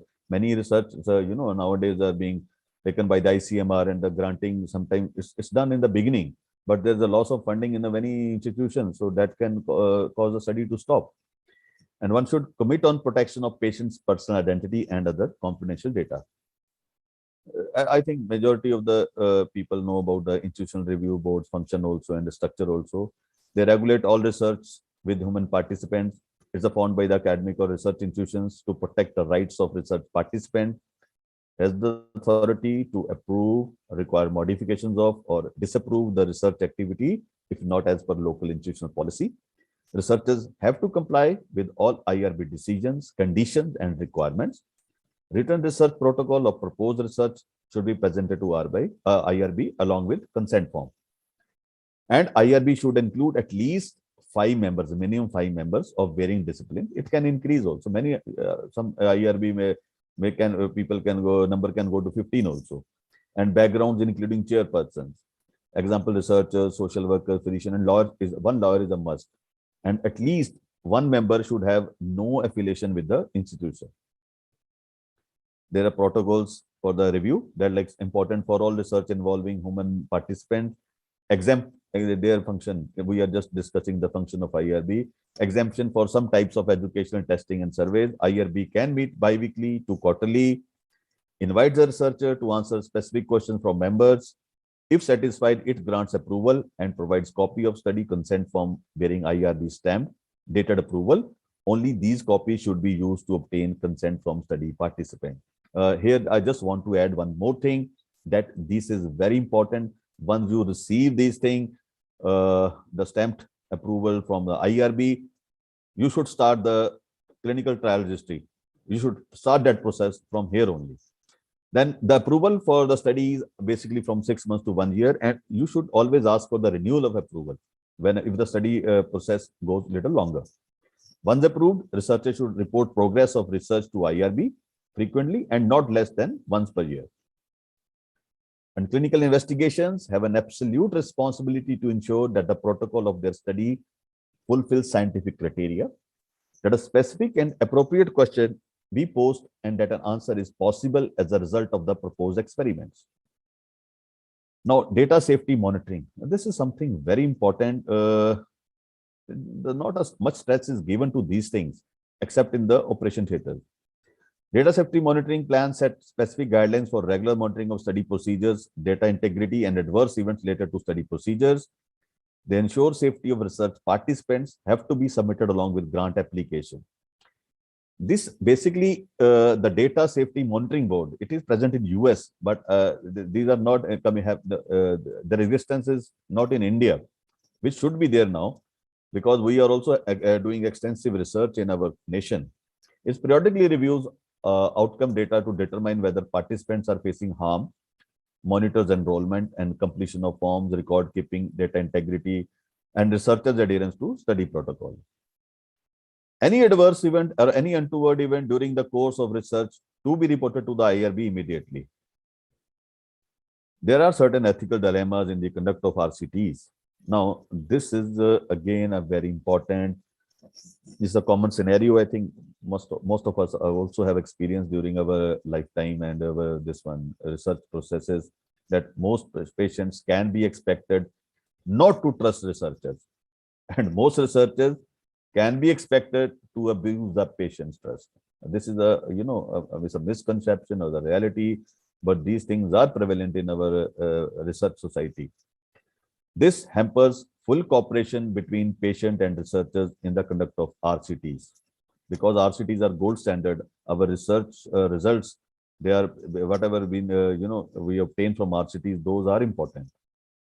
And one of the best ways to ensure good clinical practice, following of regulations, and protecting safety and welfare of study subjects is to formulate and follow SOPs. And following good clinical practice and good laboratory practice while doing research can increase credibility of Indian research data. This article has already been published in the JOCP and in 2010. Now, Ethics in research involve two components. One is regarding the conceptualization and conduct of the research. The other is the publication. Publication is the last step in the research. It's the culmination of the research where I think the reward is there. These are certain principles of publication ethics, like approval and consent, data accuracy, falsification, fabrication, which we will be discussing in the ensuing slides. Coming to the ethics approval, it is mandatory to get approval from the Director Controller General of India, a registered ethics committee, before commencing a sponsored drug trial. It's a mandatory to register clinical trials with CTRI. Now, almost many journals in India, they are, accepting the studies with the CTRI number, because it ensures transparency, it ensures the smoothness of the study, it shows the data reality also. Then ethic committees and code of conduct, these are the guidelines outlined in the Schedule Y. Then ICMR guidelines for ethics approval are also there. We already discussed about the informed consent from study participant. Consent form should be as per template of DCGI and ICMR. Then researchers should abide by the guidelines of International Conference on Harmonization, Good Clinical Practice, and Declaration of Helsinki. And this is important, the recording of audio-visual consent for industry-sponsored RCTs. These are actually rare, but seeing the COVID, during COVID, we have seen these type of RCTs going on. Then journal editorial boards can ask for documented proof of consent form used. We have faced this problem many times. In IG and GOCP, we have faced this many times. We never get, the consent form where it is necessary, especially in the case series or case reports or letter to editors also. And these forms should be preserved for minimum 5 years after publication of the study. Coming to data manipulation and research fraud, it has to be discussed here.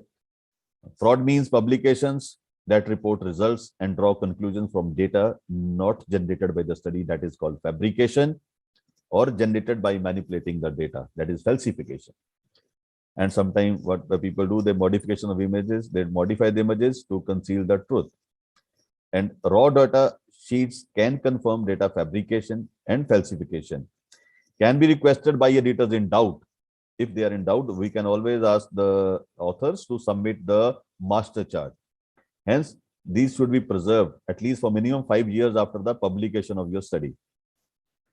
Plagiarism is known to everybody.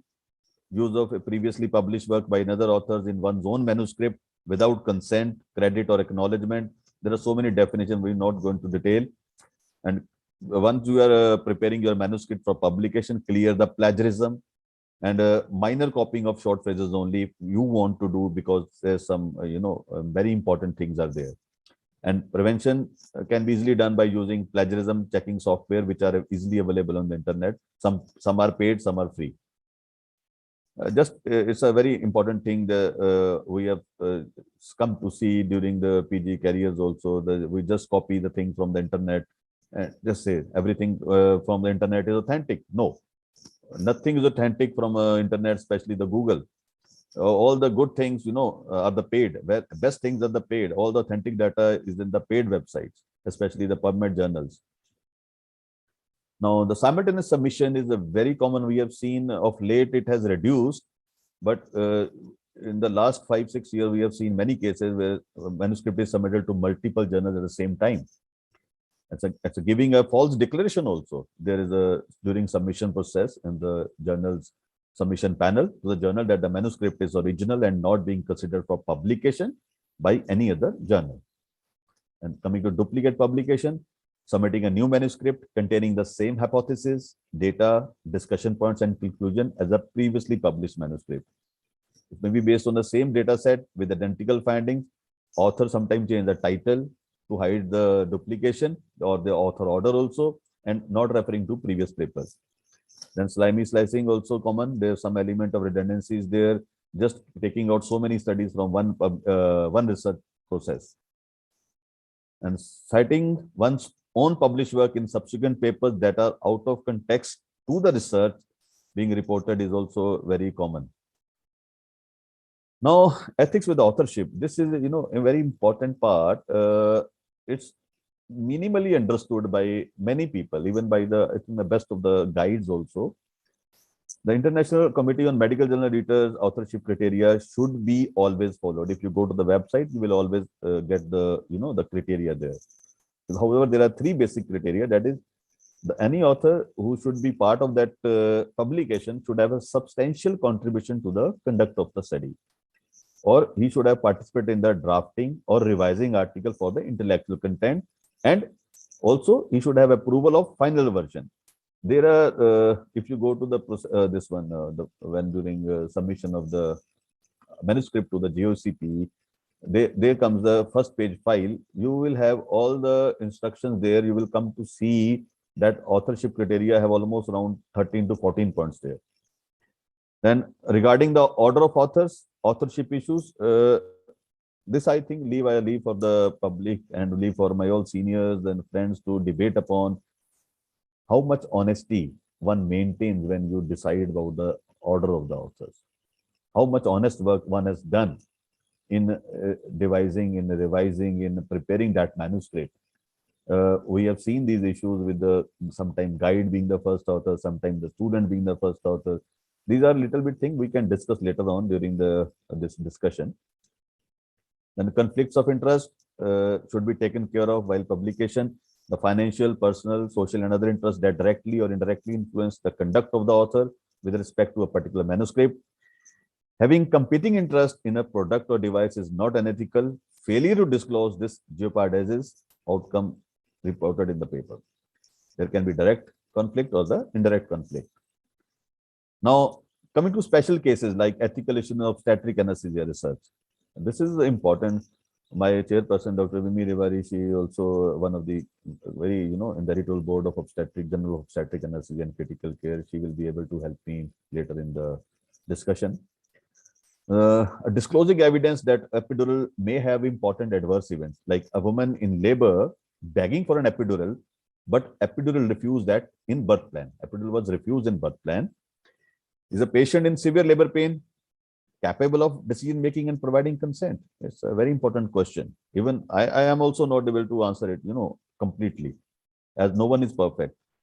Do pain and stress of labor invalidate the process of informed consent?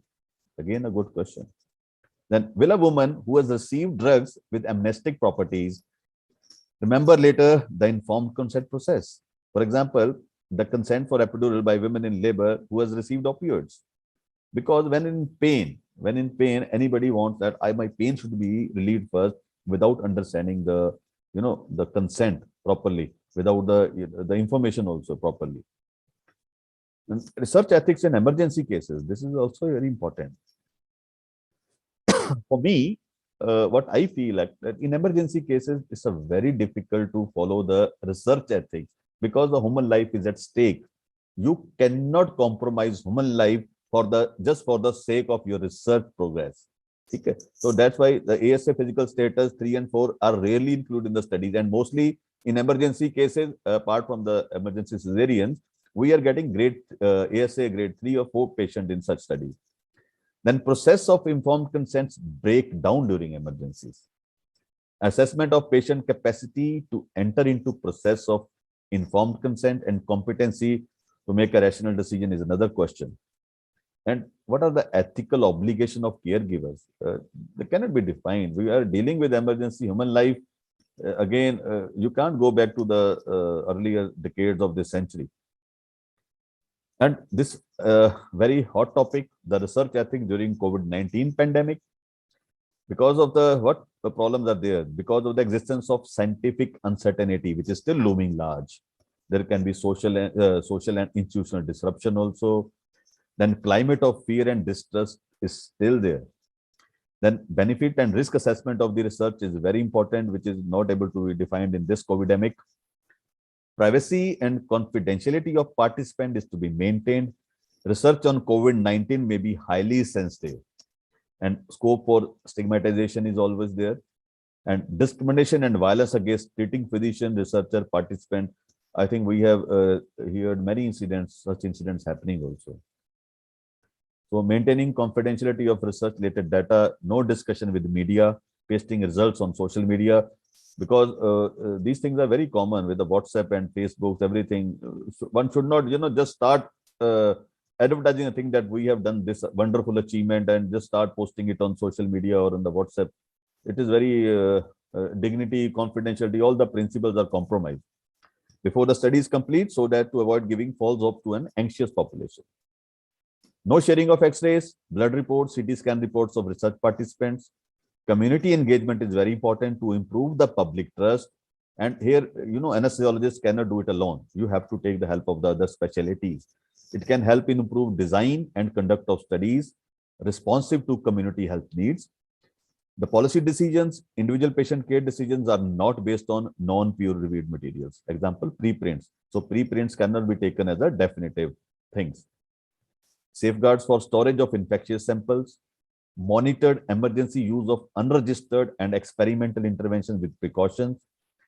Ethics committee, nowadays this is very important with the restrictions of COVID appropriate behavior, can provide faster approval by more frequent online meetings, online submission of project related documents.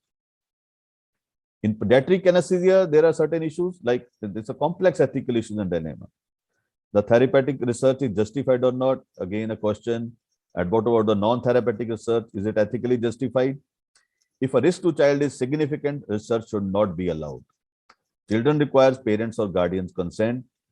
Parents have to give voluntary consent. Now there is another term, the mature minor and immature minor. A child who is greater than 7 years of age, perfectly able to understand the implication of research, you can say a mature minor. Greater the risk to the child, the older she must be before deciding whether mature. Now, a reasonable parent test. Reasonable parents are those who may be allowed to subject their children to certain types of non-therapeutic research, especially where the risk-benefit ratio is highly in favor of large benefits to the society. However, the Hospital Ethics Committee should ensure that research in children continues, but children should not be exploited at all. Regarding research in geriatrics, there is a paucity of research in geriatrics, though elderly population is increasing rapidly. Many journals in geriatrics are coming up and international funding for research on aging is increasing. Factors that have a major impact on conduct of research in older age groups include susceptibility to dangers because of age-related comorbidities. In these patients are invariably on polypharmacy, they have reduced mobility, reduced communication ability, reduced cognitive function. So they will be, they can have all the complications during the research procedures.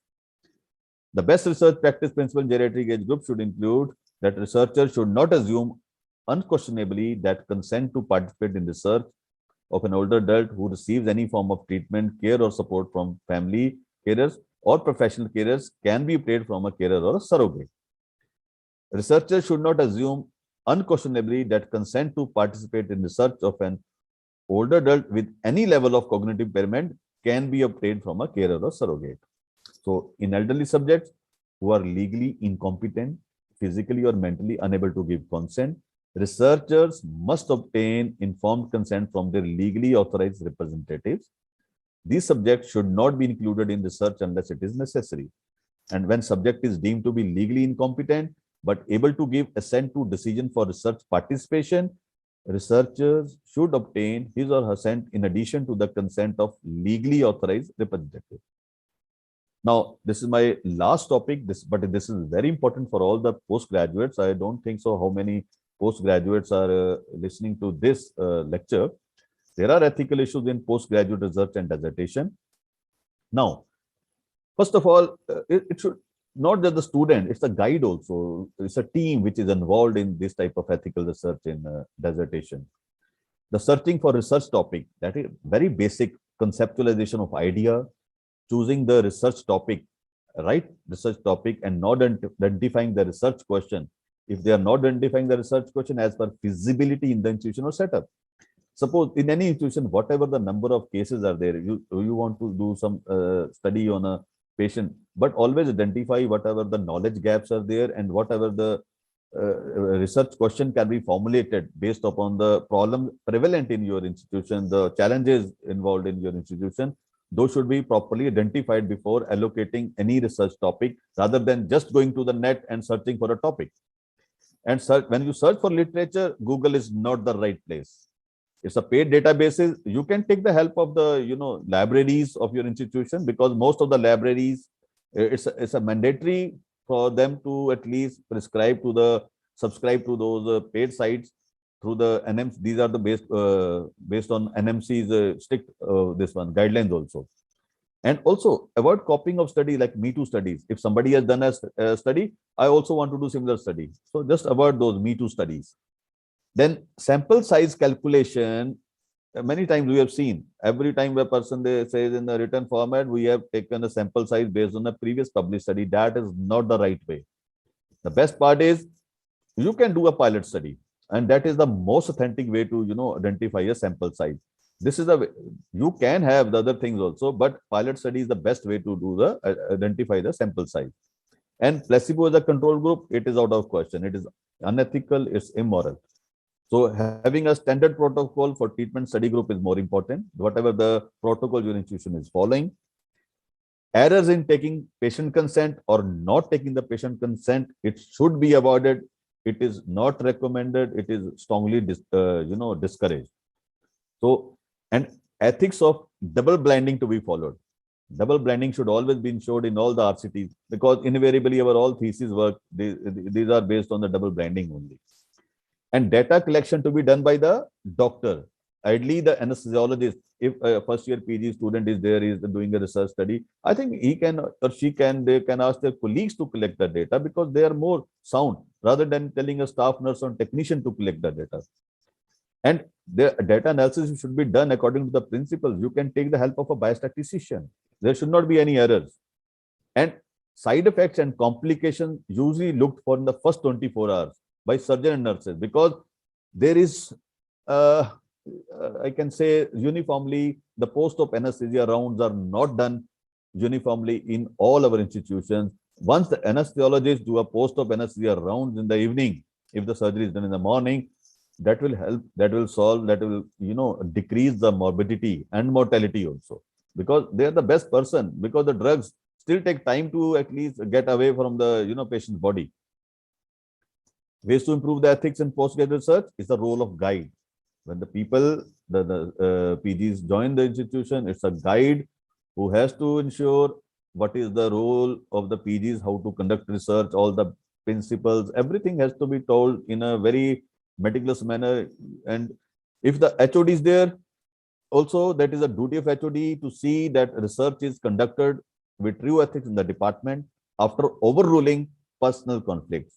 You can have this type of scenario in many of our medical colleges, where there is a conflict of interest between the HODs and other professors or other, the senior consultants. These things have to be set aside when you are planning a research procedure or research process, and HOD should be neutral.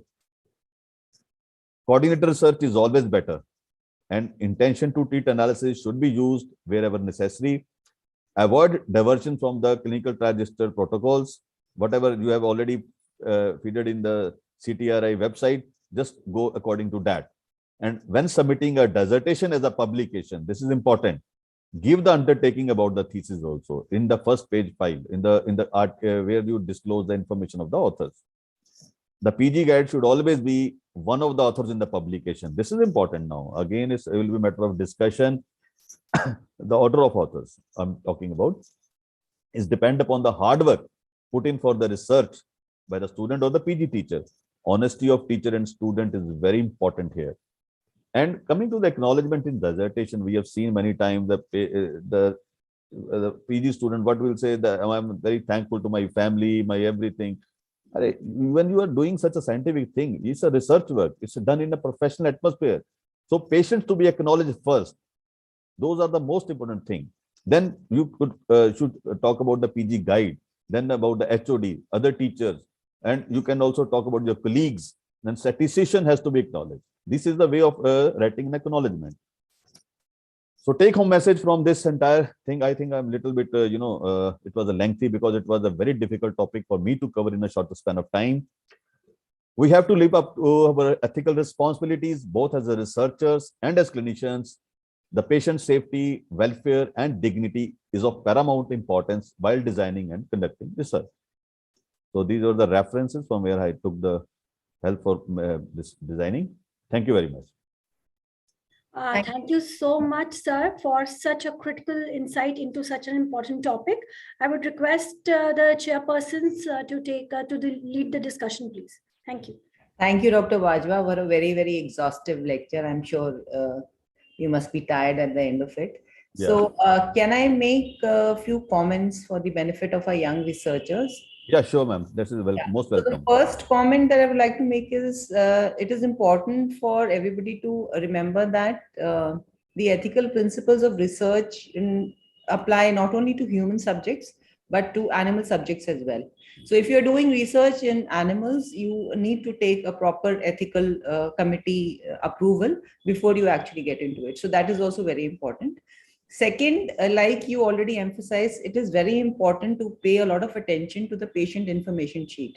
So whenever you're planning to recruit a subject for your research, it is important to first verbally explain to them, and then in the patient and hand out a patient information sheet, which should be written in a very clear layperson language and not without using any technical words as far as possible, right? And there one should explain the purpose of the research, the exact methodology, what the patient has to undergo during that research, the benefits/risks. So all the possible adverse effects of that intervention, whatever you're planning to do, should be highlighted in the patient information sheet.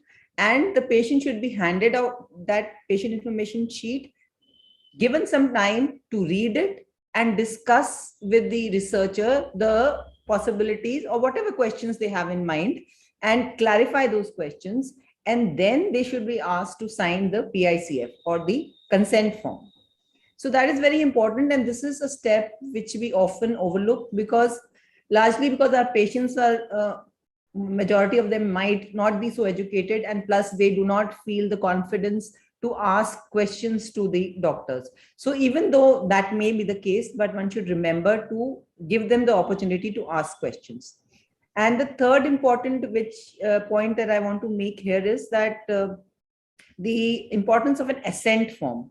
See, like Dr. Bajwa highlighted, any child who is older than 7 to 8 years actually understands what is going to happen to him or her during the procedure. So one needs to make an assent form which is written in an absolutely very, very simple language, which can be easily understood by a child and told verbally also. And a consent from the child should also be taken in addition to the consent from the guardian or the legally appointed representative.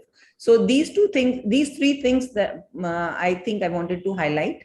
And the one question that I have for you, Dr. Bajwa, is that what is the ethical principles which pertain to placebos, the use of placebos or nocebos, either of the two? Either of the two. Actually, what happens, ma'am, with a current scenario, we have been facing, you are right, patient may not understand, the literacy factor is very variable in our society. I don't think so many patients will understand the research. And we are also equally worried about that violence against doctors in the normal routine work of anesthesiology also. In the research, we are becoming more susceptible, somehow, because the research means people will say, हमारे पे experiment हो रहा है, ये था, हमारे patient की जान चलेगी उसमें या कुछ complication हो गई. So placebo, if you go by the justification, placebo you cannot defend in the court of law also, because placebo, one has to either, you can say placebo, it can be renamed it. Rename it means whatever the standard of care, whatever our institution is giving, the standard treatment, who can treat that as a placebo? Because or whatever the established protocol is there for that particular thing, you can take that as a control group. Placebo, you cannot give, the patient is having some, pain and you want to give analgesia, you're studying some analgesic drug, and on one side you are injecting saline and on the other side you are injecting analgesic. That things are, I think, obsolete nowadays. And regarding the international, there is a different sets of, the principles emanating from US, UK, European Society of Anesthesiologists, then American Society of Anesthesiologists. Ideally, even in the international journals also, the placebos are not, given encouragement in any randomized controlled trials. That is I think we always encourage the studies without placebo also now to at least publish in our journal. So this is, I think you can better explain if you have come across some new evidence to that. So how do you negate the effect of a placebo? Say, for example, I'll just give you an example. You're trying to study the effect of preoperative pregabalin on postoperative pain. So one group of patients is being given actual pregabalin and the other group is being given a placebo capsule. They are receiving the same standard of care. They are receiving a PCA pump for postoperative pain. So you are not harming them in any way. So you're just trying to see how much of postoperative morphine consumption is there between the two groups. So is that ethically all right, or you think it's not? But depends. Suppose it also depends on the outcome of the study. If you see, if you have got a higher complication rate in your placebo group, so that then you I think predict the outcome of the study. No, you can't. No. I think not now. After after evaluation, analysis of your data, when you see that the outcome, you see there are some more higher incidence of complications in a placebo group. How can you justify that placebo? You just gave the sample capsule and okay, the standard protocol followed post-operative is a morphine. You have given by the PCA or you are giving by the boluses or by any mean. But if the patients are having some, adverse events, which are higher, significantly higher, statistically significantly higher, I think that should be mentioned in your thesis, should be mentioned in your research that this was given. So we do not recommend this type of control group in the future research. You should go about that. I think that's the way. Nothing else. Dr. Vijay Lakshmi, do you have any questions? Yeah, I just wanted to, very good, interesting lectures, both of them. And I congratulate Dr. Sukhminder Bajwa for it. Very detailed about different populations, the pediatric, the obstetric and geriatric, and even the recent COVID literature, which has been published.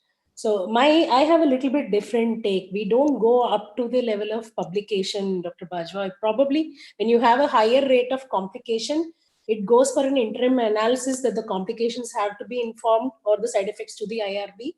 And then the study would be stopped there if it is such a high rate of complications. I think my stand would be on that in that way, that the study won't proceed further if the complications are too high.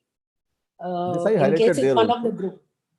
I highlighted there, if the adverse events, I told them statistically significant adverse events you are finding in the placebo group, how can you ethically and morally justify that thing with undertaking that study? Publication is the culmination of your research process. That's the last process. I'm not talking about publication here. I'm talking about how can you justify the ethically and morally if you are getting more, because this is a matter of debate and discussion. You cannot justify the statistically significant adverse events in a placebo group. As simple as that. Yes. One more thing I was thinking regarding the postgraduate thesis is, like you said, Me Too studies. It is for the guide, most importantly, to guide the student that such research is not done. First thing, it's a waste of finances or whatever, and repeating the same topic which has been well researched again, I think it is not that ethical.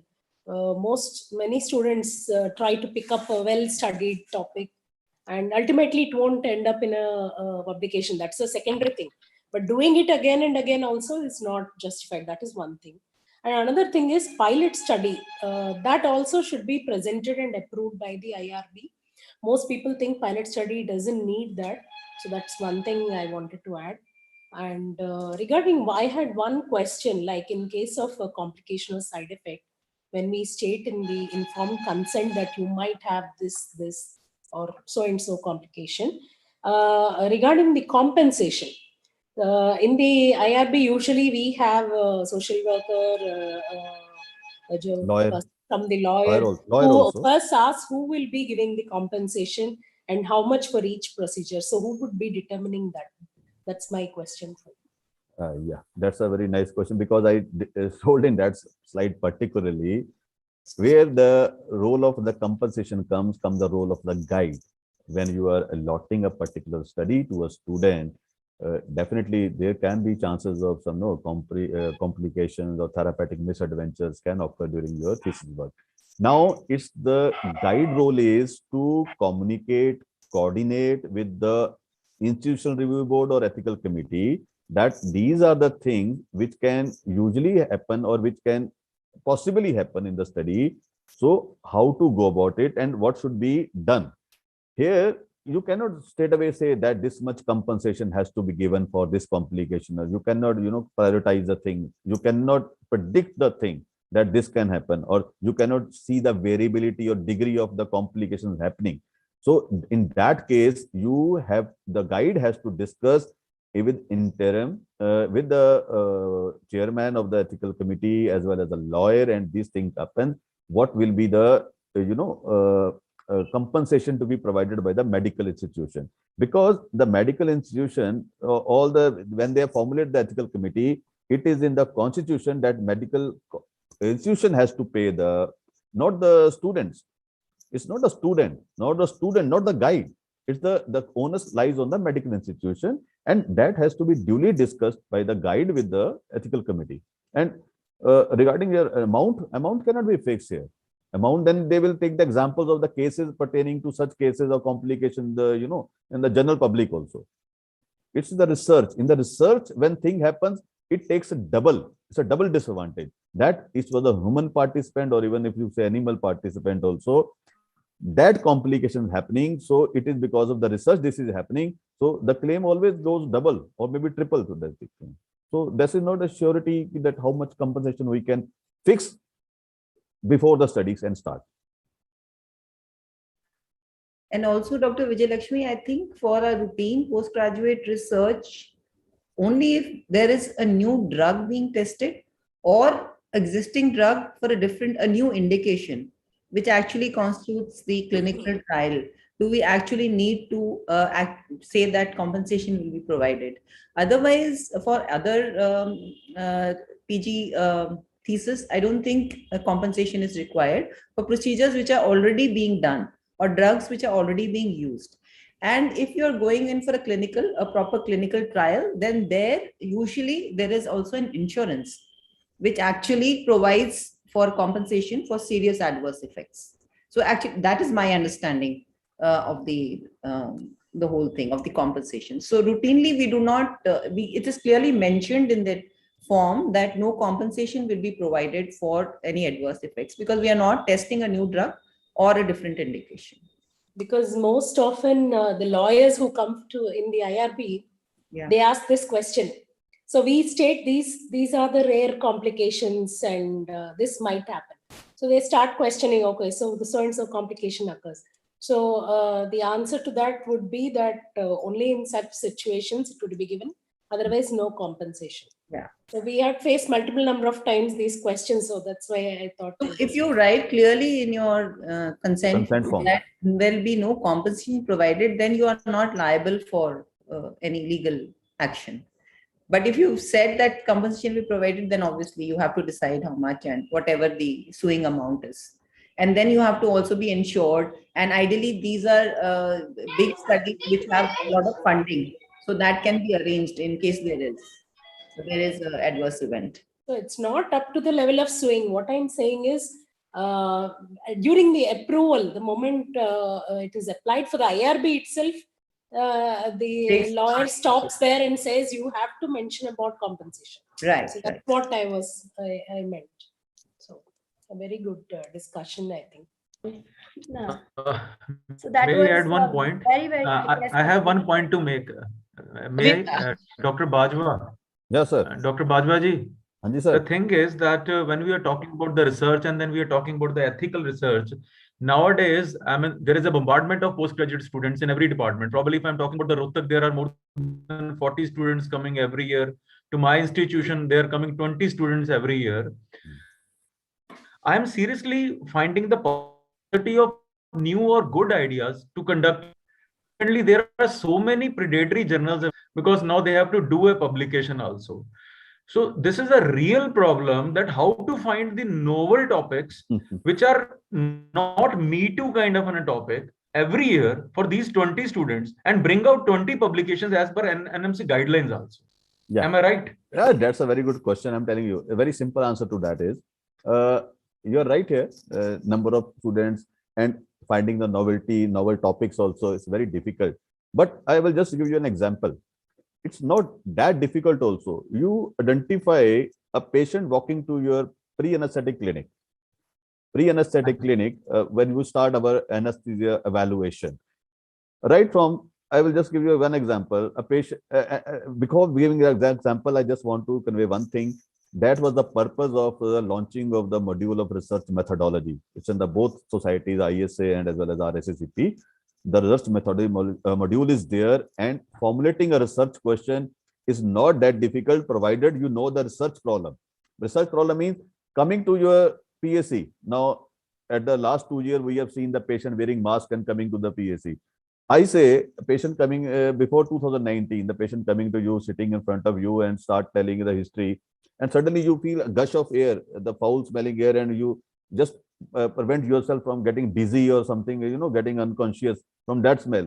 I say, how much bacteria that patient may be harboring. And when you put that patient for this one intubation, maybe next day the surgery is planned. The patient habits are like that, the maintaining of the poor oral hygiene. The research problem is whether you can add something into your pre-anesthetic advice there, like say Listerine mouthwash for in the coming morning.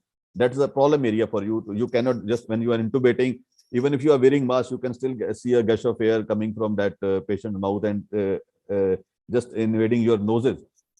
And when you are intubating, just see again this coming. If you prescribe something pre-medication like Listerine or something other mouthwash, and you will see the rate of post-operative sore throat, the post-intubation sore throat, you can compare. That is one area. Similarly, you can see whatever the problem you are facing in your daily pre-anesthetic evaluation, then coming to your operation theater also, there are so many difficult areas, so many things you are encountering every day, so many challenges you are encountering every day. It's not that you have to see the participants from the patients. You can choose a topic like that, how much the sincerity, the timing of coming to the OT in a timely manner can help in, exigency of your services. Then the post-operative recovery here, you can have the potential problem there also. Identify the research problems everywhere in your field. In the ICU, there are potential areas. In the pain clinic, you will get so many areas. In your all the super specialties, cardiac anesthesia, neuro anesthesia, pediatric anesthesia, so many problems are there. Identify the problem first, then you go to the research problem. What possibilities? How can we compensate? How can we improve these research problems with our research ethics and research process? It's very difficult. Just don't go to the internet to find the topics which are covered nowadays. In your own institution, you can come out such an innovative study which may not have been done earlier. So just identify the problem areas in your vicinity, in your surrounding. It will give you a new topic. A technique of intubation in the in the ICU also, in other areas also. You can have a lot of problem areas in your field which will stimulate you to identify a research question. Dr. Naveen Malhotra has raised a hand. Sir, please, your views. Dr. Palta, sir, I think we all have grown listening to shortage of anesthesiologists. At least I have grown. When I was born in anesthesia, I have always listened in all the official meetings, in all the government meetings, there is shortage of anesthesiologists, shortage of anesthesiologists. Now, our long pending demand was fulfilled 4 years ago when number of MD seats was increased 3-folds. So it's up to us now to take up the challenge of teaching them, adequately training them, and as well as ensuring that they conduct research also. The 3 fundamentals of our post-graduations are clinical work, teaching and research, teaching, training and research. So I think we should all live up to it. And I agree with Dr. Bajwa, and many others will also agree that there is no dearth of topics. India is such a huge population with so many complexities, and anesthesia has got so many super specialties also coming up. So we can do research. I don't find it difficult. But yes, earlier we used to have 1 postgraduate per year or maybe 1 postgraduate every alternate year. Now we have got 3 postgraduates per year. So the work increases. Every I have got 3 postgraduate students to do the thesis per year, right? Earlier it was, I used to get a chance every alternate year. At that time, let us be honest, we all used to think, अपना number कब आएगा? इस साल अपने को co-guide ही बना लें, है ना? तो अब now it is a ceiling, you cannot be guide and co-guide maximum in our institute it's 5. 3 supervisors and 2 you can be co-supervisors for 2 students only, because other specialties also invite you. So we should all take up this challenge of ensuring, especially in this COVID times also, when elective surgeries has been intermittently shut down. So ensure that these residents, when they go out, they are properly taught in all the aspects of post-graduation.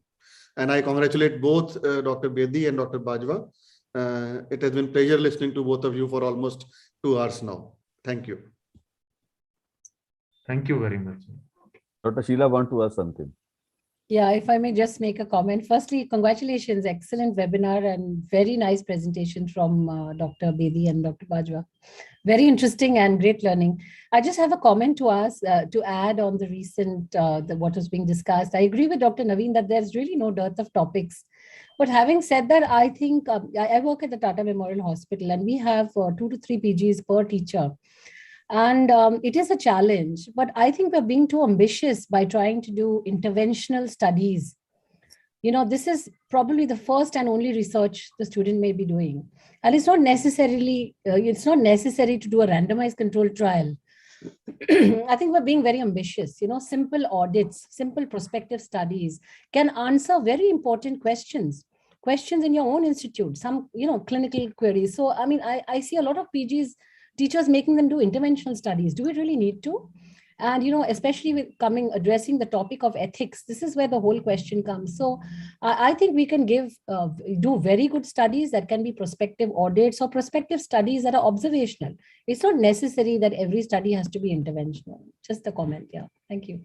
Yeah, that's what I meant actually. But then who will publish them, man? Who will publish them? Sir, I'm the thing the journals are asking. No. You are mistaken, sir. Observational studies, I think if you register into the clinical trial registry, the data collection, everything becomes so transparent that the study's authenticity will be there. Especially in the COVID times, there are more observational studies than the trials. So these studies will be published, but only if the clinical trial registry number is there, it will make that study very authentic. And regarding this one, I will add one more thing. Why we limit our research to anesthesiology only? There are so many specialties, super specialties. When you are having a thesis or when you are having a research involve all the specialties and super specialties, you can give numerous topics. You can have a problematic area in surgical field also, in different obstetric field also, in pediatric field also, every field. You just involve them, whatever difficulties they are having, share them, discuss with them. You are going to come out with a new solution, a new research question.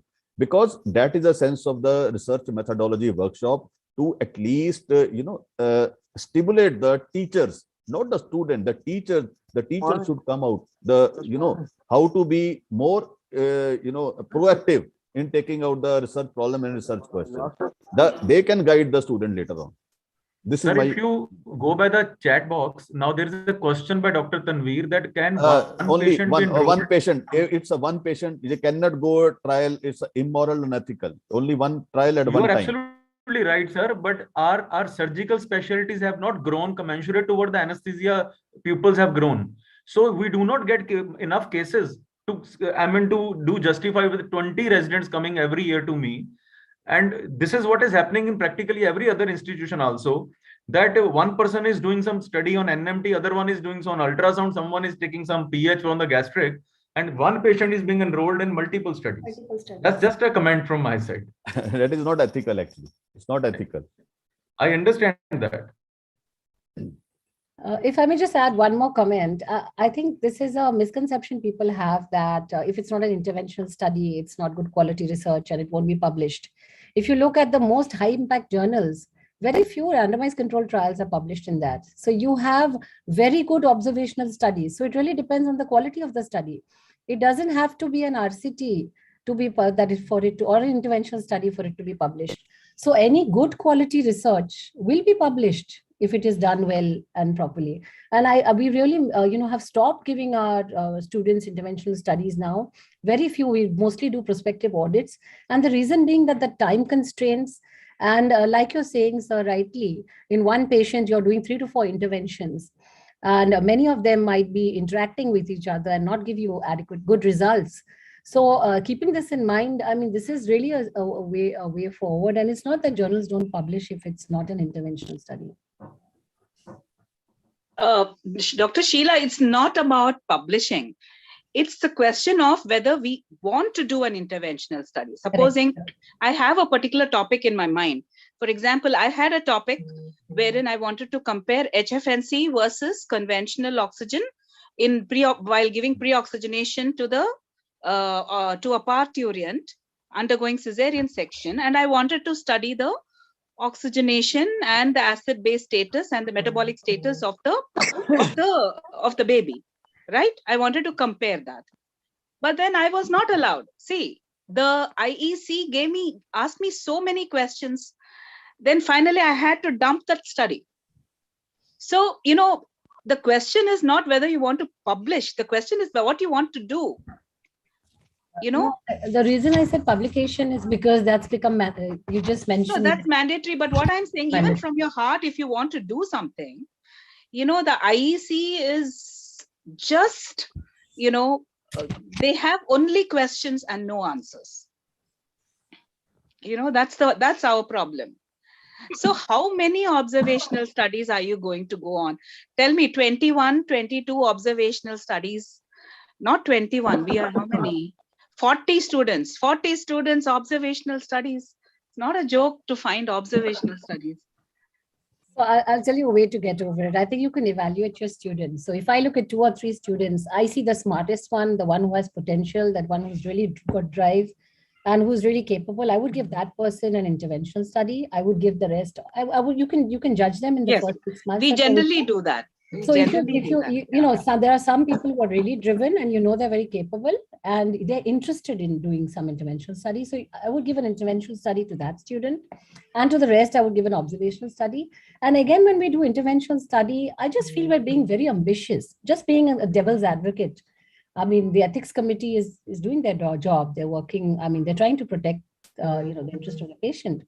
So just being a devil's advocate, I think sometimes we try to do too many things together. We make the study very complicated, and we should try to answer for PG students especially, we should try to answer very simple questions rather than make it, very complex with too many things that there may be ethical concerns. I think that helps. That's a practical way to get around it, because I sit on the ethics committee and I see some thesis. They're so complicated. There's so many parameters you're looking into. There's, too many interventions. And this is a person who's doing a research for the first time. And the teacher has 3 to 4 other students, the first year, second year, third year, which makes it a whole lot of students. So it's not easy to make sure that they're doing it in a, not only properly, but also ethically. So I think that helps if you try to make a very, a simple question you're trying to answer, and keep the interventions very simple. According, based on the level of the PG student also, which I'm sure one can assess. So these are just some practical things that can help you get around this. Right. No, we always do that, Sheila, because we know who the students, how much they are capable of and everything. But in spite of it, the problem is not the student. The problem is the IEC, where we have, as Dr. Vijay Lakshmi said, the lawyer is going to ask you who's going to pay for if there is a complication. So, that kind of questions bounce every now and then. So we are forced to go for an observational study when we don't like it. So it's like that. I have one safe, if I may, Palta sir, 30 seconds. Like they say in TV, no? Dr. Anand Rangnan said 30 seconds. So give me 30 seconds. I have a couple of things to add, sir. Palta sir, as you said. The way I see it is that when we read research articles ourselves as guides or co-guides, we see where that particular recent study has stopped or didn't proceed further, has a limitation. That's the point where you pick on to do the next one, which could answer that question.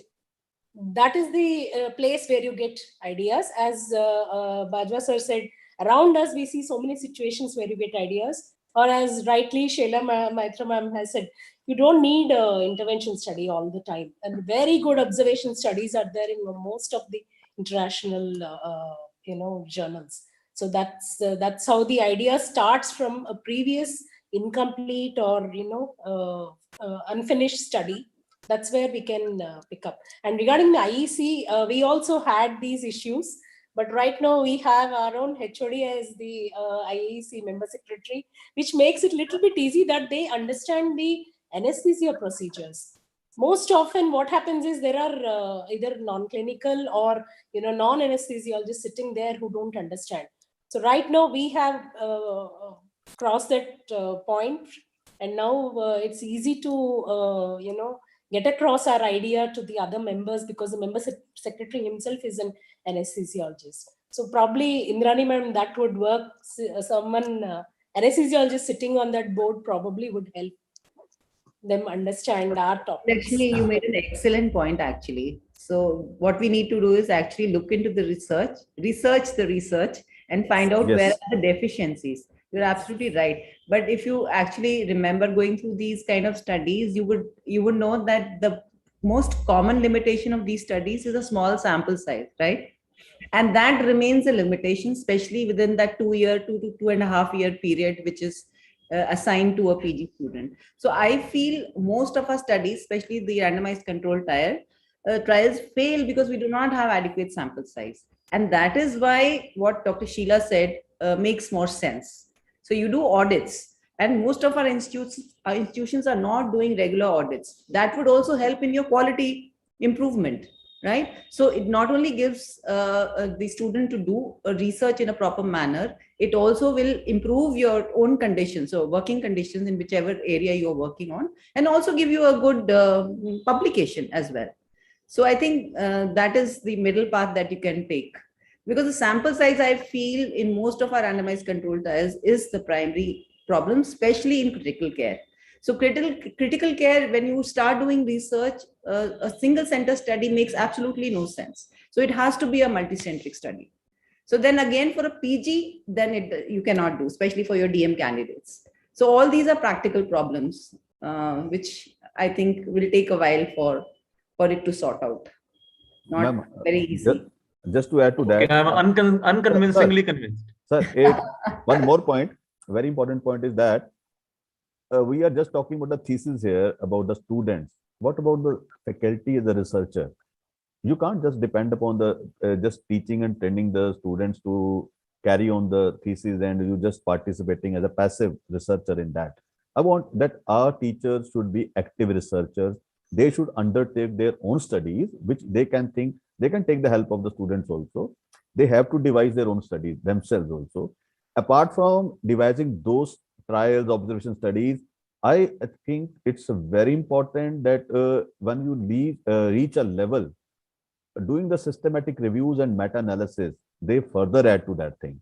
You register them in the Prospero, after that, if you do, you can get wonderful results.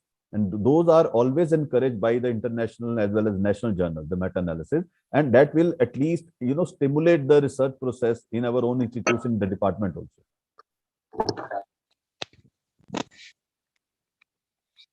So, Doctor, can you present the vote of thanks, please, now? So thank you, ma'am. And that was such an interesting discussion.